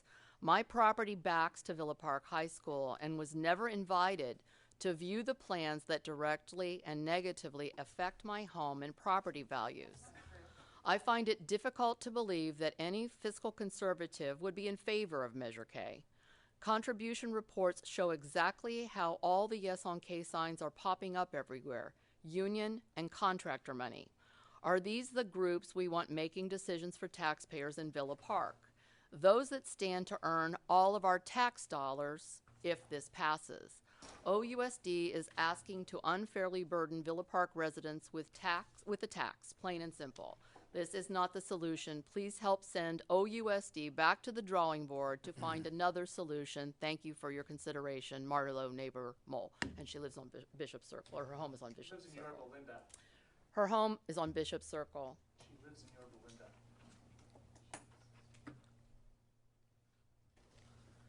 You done? It was just the one, and I know we have other letters, but this one I was specifically asked to read into the record.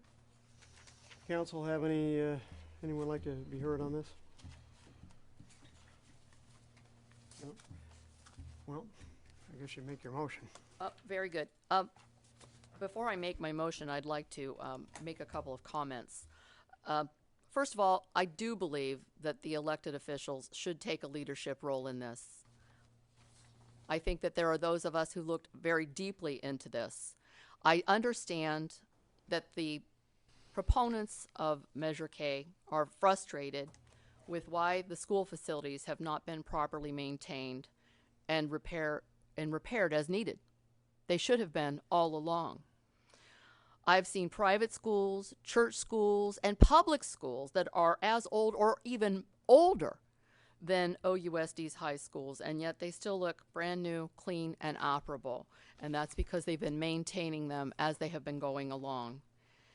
It is a combination of demanding that students learn to respect the property and continual maintenance by those that are charged with the facility care and oversight. I feel this is a horrible situation that the parents and the community have been placed in, not just by OUSD's poor management and maintenance practices, but also the policies that have been thrust upon them by the state and the waste that takes place at the state levels. But I'm going to tell you what, this bond is not going to fix those poor practices. It's actually going to be rewarding their poor management and bailing them out. A Yes on K practically guarantees that they will continue to place inadequate attention on the facility's maintenance. If you read the bond language, you could see that it calls for 1% general fund to go toward deferred maintenance. They are currently and have been budgeting only 2% of their general fund toward deferred maintenance. This is wholly inadequate. That is obvious. But that is the state mandated minimum, which is why that's all they've put into it. I started thinking, now why would anyone do such a thing? Why wouldn't they put their money where they need to put it to take care of these facilities? And about 2 weeks ago, somebody sent me this report on schools, CalPERS and CalSTRS unfunded liabilities. We've been dealing with this as a significant issue here at the city council level. We have issues with funding of the retirement system. We can't even get out of it because it's like $3.5 million perhaps for a tiny city like ours to buy out. You deal repeatedly with your frustration with the Orange County Fire Authority and their pension obligation. We have watched what is happening with our police contract continually increasing and increasing and increasing, primarily to meet the pension obligation that continues to increase. Even though we're not hiring any more law enforcement, we can't afford to do that. This particular report outlines all the unfunded pension obligations for every single school district in Orange County, according to 2013 numbers, the most recent numbers that were available. And when I look at Orange Unified School District specifically, you think we have a problem with $3.5 million to buy ourselves out? The unfunded pension obligation for Orange Unified School District, its total for both certificated and uncertificated, the classified employees, is $299,572,199.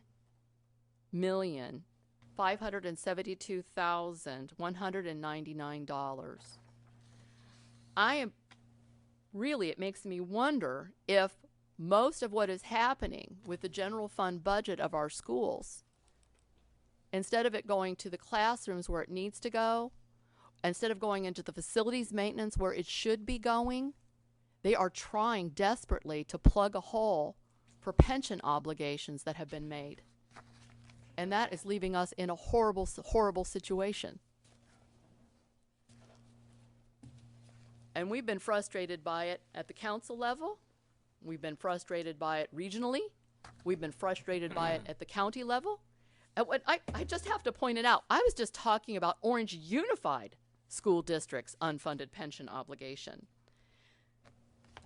The total unfunded pension obligation just for K through 12 is almost $5 billion. Just Orange County school districts. This is where the problem is. Bloated pension, bloated salaries, mismanagement, and I'm not even talking about the teachers necessarily. Look at what the administrators are being paid. And they're talking about hiring an additional administrator. I was pretty much hammered for leading the charge to oppose the 2004 bond. I assure you that I did not do that alone. I'm not that powerful. All I did was lay out the facts, and there were many, many other people who also laid out the facts about what a bond measure actually means. It is not manna from heaven.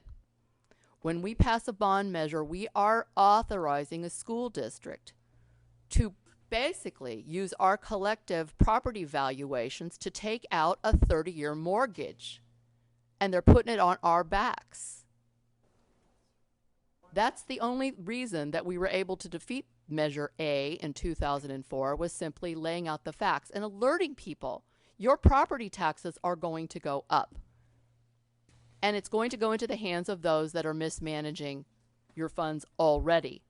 What I fully expected, this is what I fully expected OUSD to do when it failed both times, in the primary and in the general election. I expected them to change the way they were doing business. If they had scraped off a meager $10 million every year in the 10 years that that bond measure failed, they would have $100 million that they would have amassed in a capital improvement account. And now you can come and talk to me and you can say to me, we have done our very best. We have put a good faith effort forward to come up with the funding necessary to improve our school facilities. You should have told them that 10 years ago. I would have also expected them to increase their deferred maintenance so that they were putting an appropriate amount of money to take care of those schools, and instead of allowing them to completely fall apart.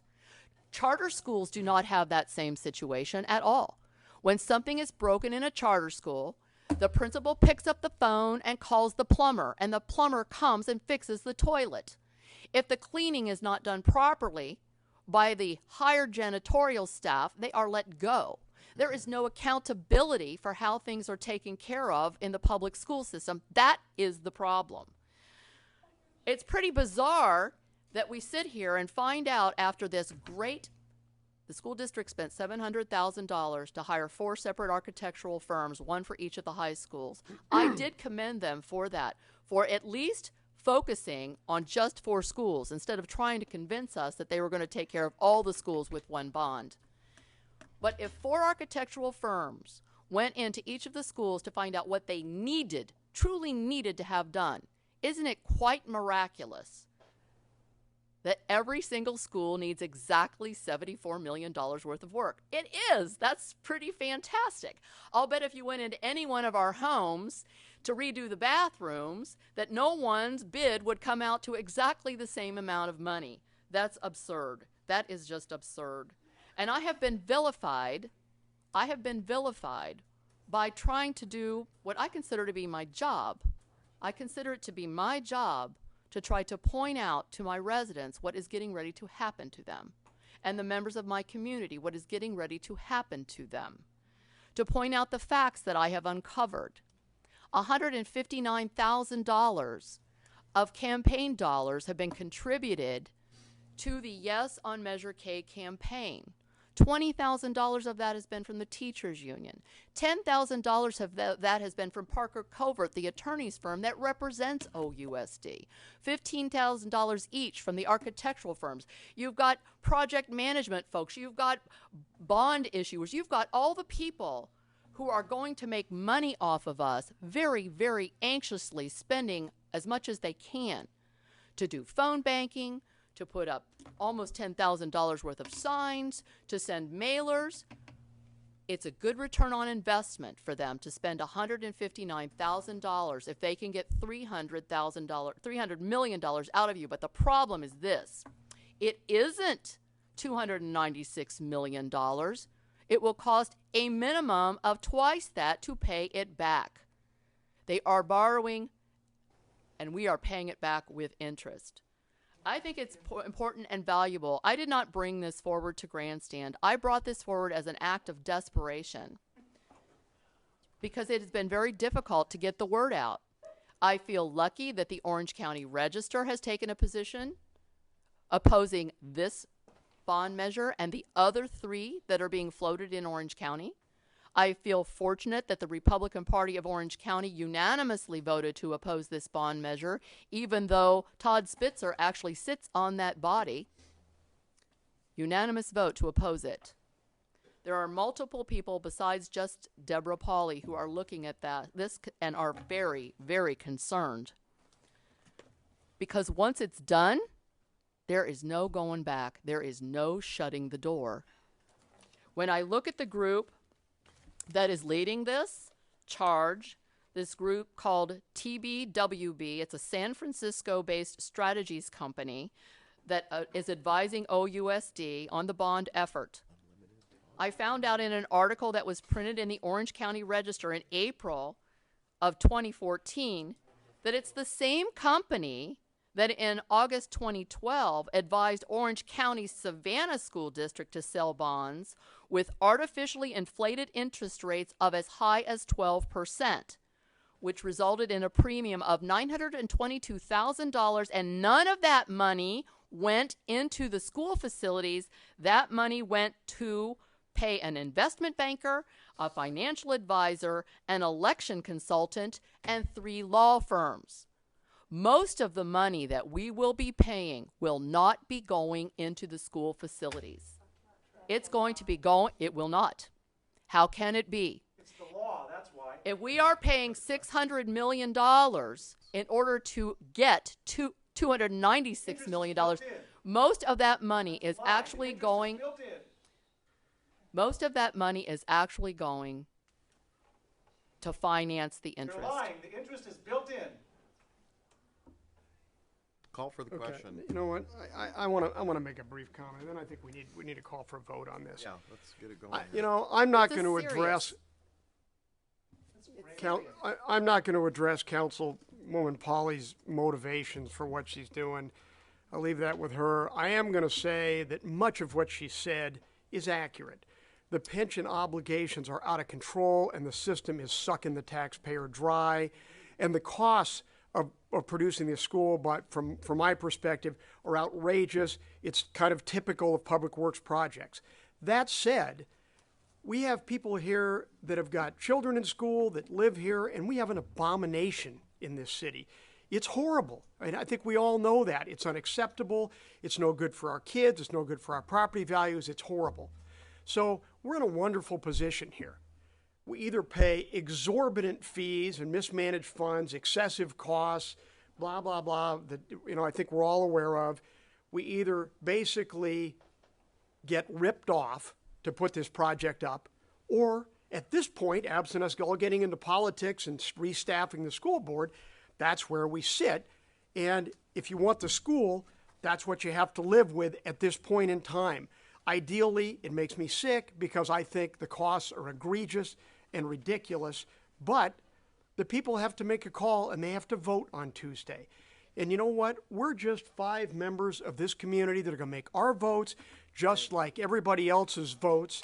And I really don't see the purpose. It's nice that the discussion was aired, I guess, if people enjoyed that. But I don't see that it makes any difference. We represent the people. We don't need to represent them here. They're all going to the polls on Tuesday. So this really, to me, doesn't make any sense. I'm as frustrated as anybody. I'd change all of this if I could, and I can't. And there's nothing we're going to say here that's going to make any big changes, I don't believe. Maybe somebody got some information, now they changed their position. But bottom line is, we represent the people. We don't substitute for them, okay? We follow them, and if you make a decision and I disagree and I think it's stupid, I'm going to live with it. I'm a team player, I'm a member of this community and this country. So you're going to the polls Tuesday, and I don't think this is our business. We're just 5 voters up here on this issue. This is not something we control. So you want to call for the vote? Never be my guest. Well, I've never even made a motion yet. Excuse me, not call for the vote. You want to make the motion. I'm constantly getting ahead of myself. Well, yes, I actually would like to make a motion that this council adopt resolution number 2014-3299, a resolution of the City Council of the City of Villa Park opposing Measure K, a $296 million bond measure placed on the November 4 ballot by Orange Unified School District for the express reason that in light of its contradiction with our long-held philosophies, favoring fiscally conservative approaches at all levels of government, that the City Council does hereby formally oppose Measure K. That is my motion. Do I have a second? I'll second it. For the purposes of discussion. That's right. It's for the purpose of discussion, and we've all been sitting here for a long time tonight. And the reason I wanted to make comments here is because of what a lot of people have said tonight. We don't like this position. It's ugly. It's uncomfortable. But it's absolutely the truth that the Orange Unified School District has had the poorest of stewardship of their facilities for the high schools, period. We all know that. Now we have to make an uncomfortable decision, as Rick so eloquently pointed out.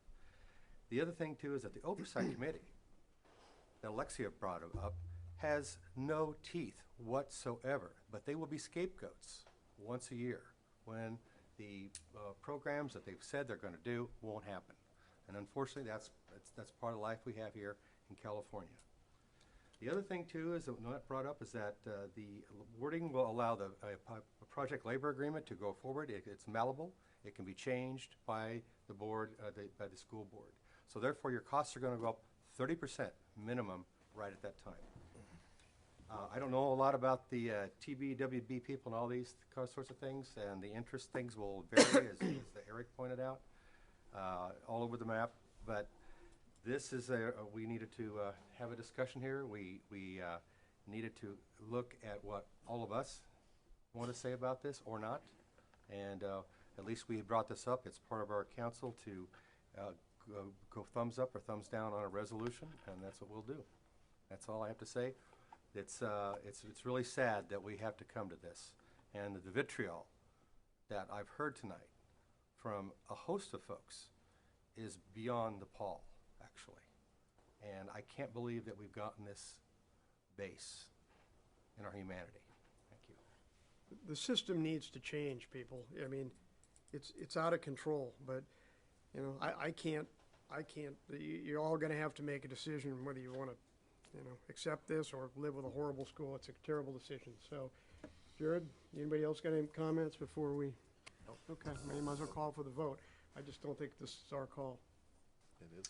Yes, thank you, Mr. Mayor. Motion on the floor is to adopt Resolution 2014-3299, resolution of the City Council of the City of Villa Park opposing Measure K. Councilwoman Pauley. Yes. Councilman Mills. No. Councilman Reese. No. Mayor Pro Tem Fasenelli. No. Mayor Burnett. No.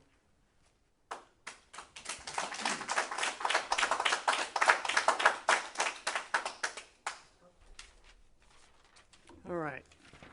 On to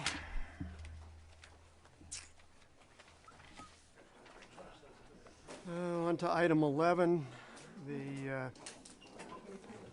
Second Amendment to the OCFA Joint Powers Agreement. I don't know, Jared, you want to take that one? Number 11.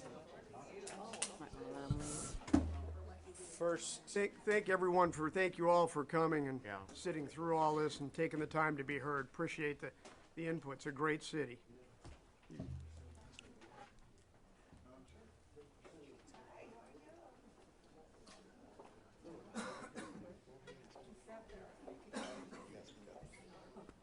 First, we'll have Megan make a quick announcement with regard to Rutan's position in Irvine and OCFA. Mr. Mayor, members of the council, as you are aware, Rutan also represents City of Irvine, and so as a result of that, we may have a potential conflict on this issue, and so I can't provide any legal advice on this matter. Shouldn't be an issue because all we're talking about tonight is a letter.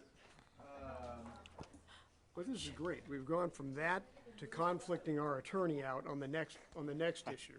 What a wonderful night. All right, go ahead. We all have the background story with regards to this. The courts recently upheld or authorized a statement stating that the Second Amendment to the JPA was invalid. OCFA is going to appeal that along with Irvine and some of their other member cities. They have asked the cities that have adopted the initial Second Amendment to adopt another resolution making some other findings. Those are spelled out in the staff report before you. At this point, what we're recommending at the mayor's request is to send a letter to the Orange County Fire Authority Board of Directors reiterating the city's opposition to the Second Amendment concerning the Irvine Equity Agreement. Letters before you in the staff report, and that's the quick and dirty of it. I'd make a motion, we accept it. Send it. Second.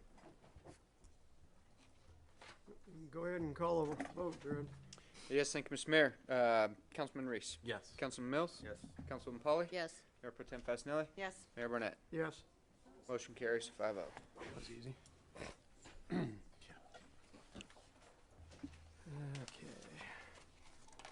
Item 12 is the CalPERS release in response to the last council meeting and excluding the language from the resolution.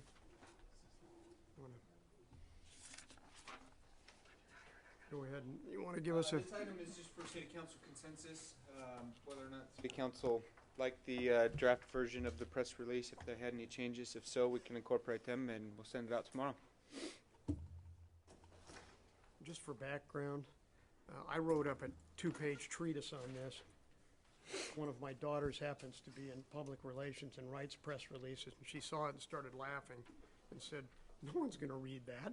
So it kind of shrunk down to this, which I played with a little bit and discussed with Jared, and that's kind of where we came to, but I have no pride of authorship, so there it is. I don't have a problem with it. What was this? Fine.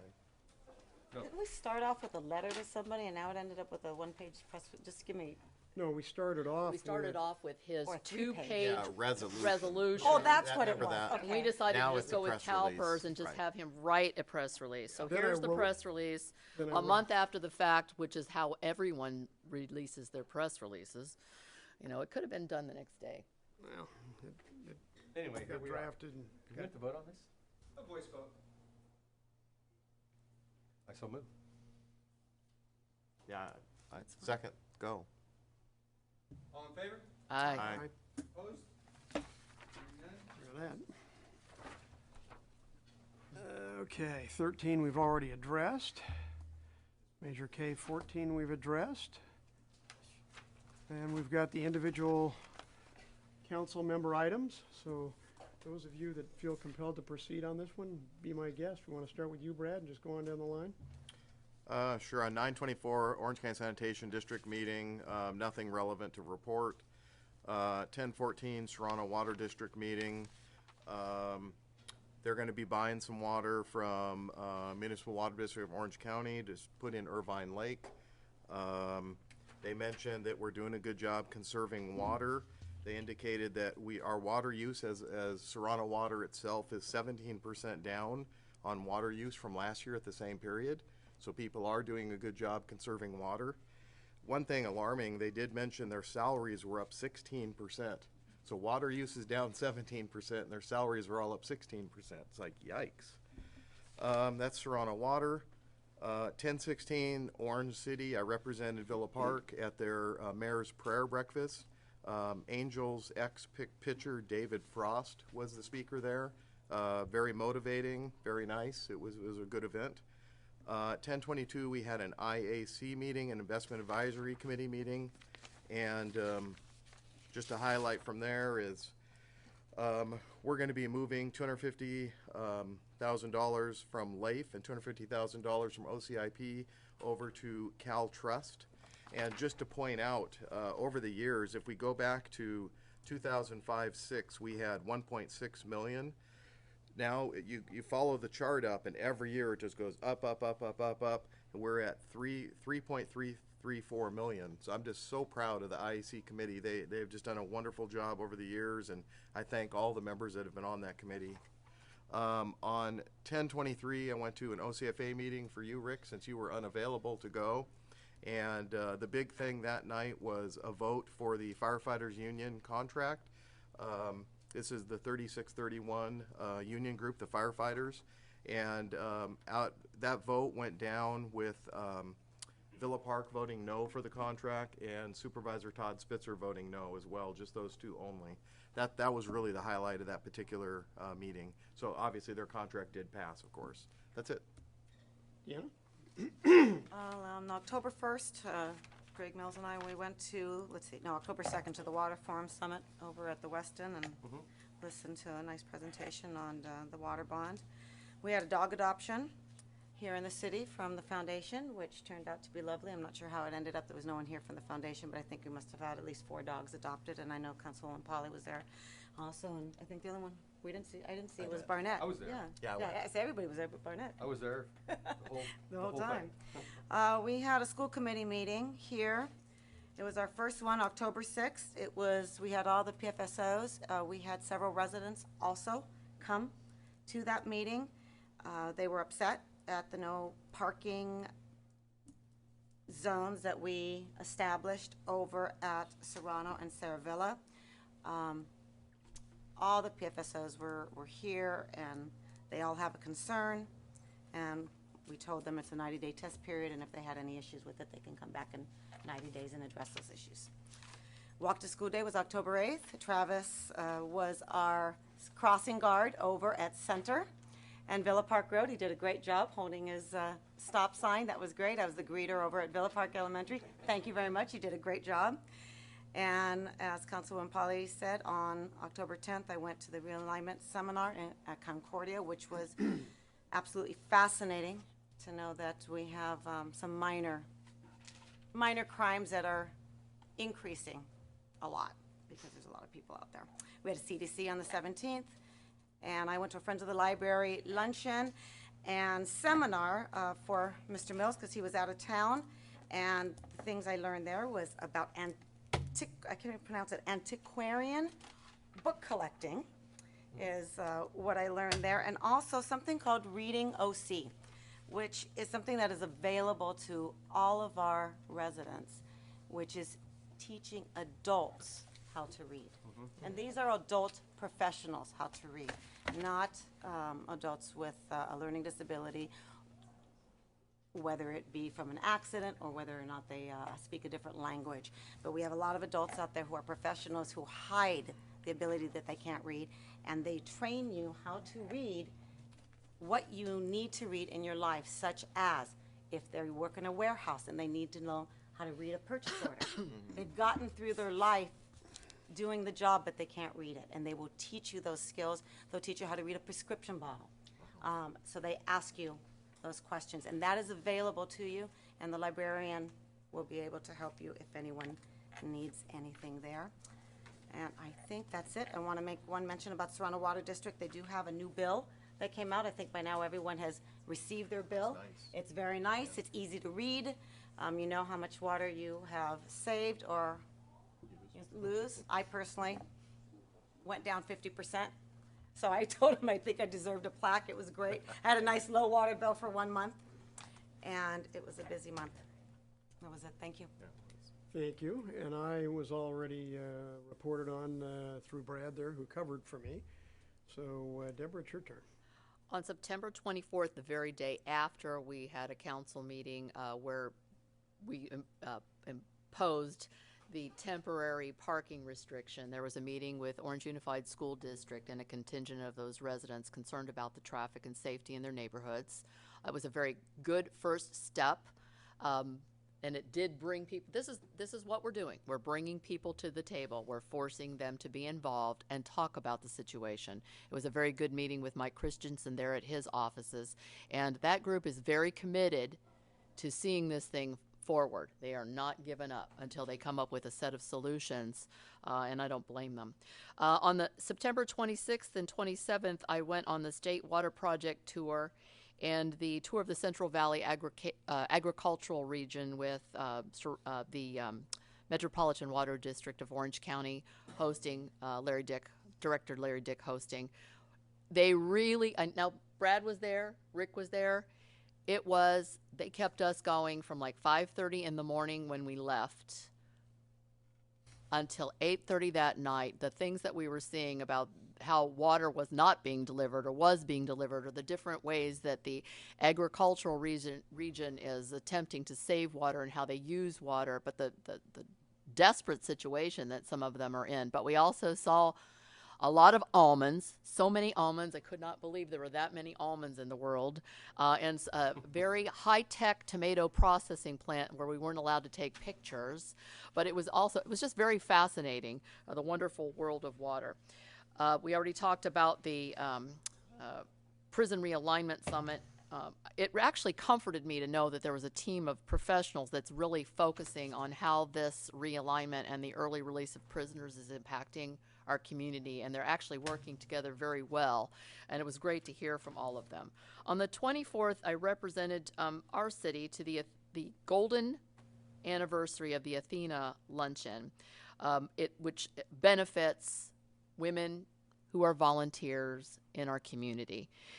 Mary Sizell and a woman named Nancy Mellon that I don't know were co-chairs of this benefit, but for 50 years they've been recognizing women who volunteered in our community to make outstanding contributions to improve our community.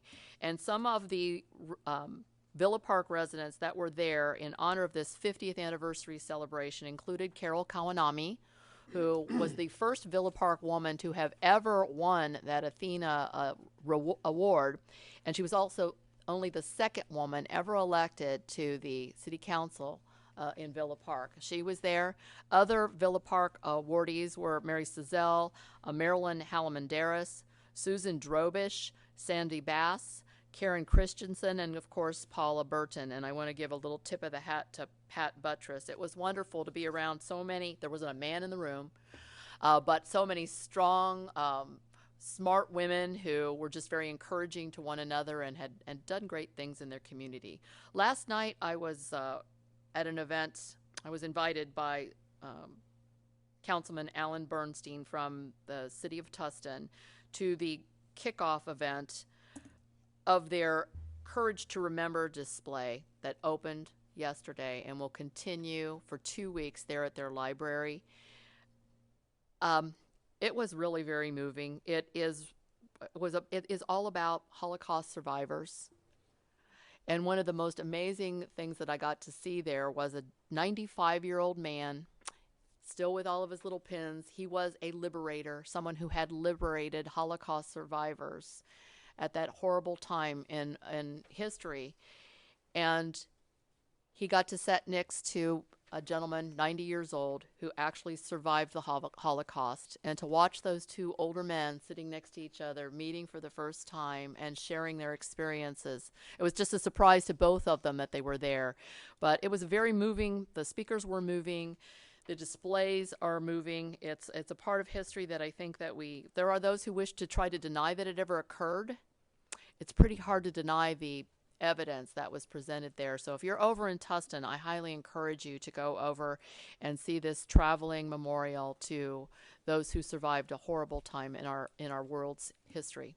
And that's really all I've done this week. I didn't hear the comment about the camera, so if you want pictures of the secret tomato processing plant, you just let me know. You were not supposed to take pictures of that. I got plenty of pictures of that plant. Greg?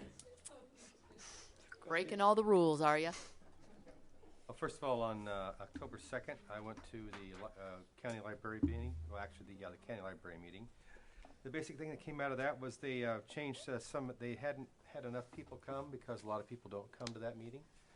There's a lot of people there, but they needed to change the quorum rules, and my being there, and also the lady from Tustin, Mrs. McDonald, made the quorum enough so we could change the quorum rules to go from 15 down to 10. So that was a big highlight for them. And well, it's true. I mean, that's what an issue was. And then the other thing is they have on November 19th, there's going to be a special event. A Vietnam veteran by the name of Carl Marlantis he's authoring a book. Have a book signing there. On April 11th, 2015, the Irvine Marriott will have a celebration of authors, and Ann Hood will be there, and Marlo Thomas will be there. But that's way in April. But they only have 4 meetings a year at this particular function. And later that night, I joined Councilwoman Fasanelli. We went to the Municipal Water District of Orange County. And the big thing that really came out of that was the fact that the Southern California people do a much, much better job of storing water than the folks in the north. So much so that they're very jealous of the fact that we are able to store so much water underground. And that's where we store it, not so much in the reservoirs like they do up north, and they let it evaporate. So anyway, there's a lot of comments about that. We had a community development meeting on the 17th. And the big thing about that was the town signs. There's going to be 2 more that should be done by the end of the year, end of the calendar year. Or is that going to fall into January, Jared? I can't even think of the 2 that are going up. Pink Laundry just replaced their sign. Elite Nail sign is up. No, he's referring to the entrance. Our entrance signs. Oh, sorry. Excuse me. The entrance signs. Yes. Starting late, I know. Yeah. First week of November. I heard signs. First week in November. Yeah. Yeah. Okay. So next week, basically, it starts. Yeah. And then, of course, we already talked about the fences, which was the other big deal that we talked about as well. And basically, the other variances all got continued or denied. So that's it. Staff have any reports for us? Oh, wait a minute, I forgot. Vector control. We have 2 more superbugs coming in, more mosquitoes. These kind of mosquitoes can actually have their eggs dried for 3 years, and once rehydrated with just 1 drop of water, can come back to life. So I'm sure you're all glad that I brought that out. Yeah, really glad to hear that one. In vitro for mosquitoes. Is that it? Greg? That's it. You're Thank done? Okay. Staff have anything? Couple plugs for some upcoming events. The Halloween Fest is this Thursday, 4:30 to 7:30 here in the town center. Election Day is almost 6 days away, next Tuesday, the 4th. The installation meeting for the new council members elected has been scheduled for December 9th. It's the second Tuesday at 6:30 p.m. And then shortly after that, we'll have the Santa Tour, which is on Saturday the 13th, and the Boat Parade on Sunday the 14th. Other than that, that's all we have. Any other staff reports? That's it? We're adjourned.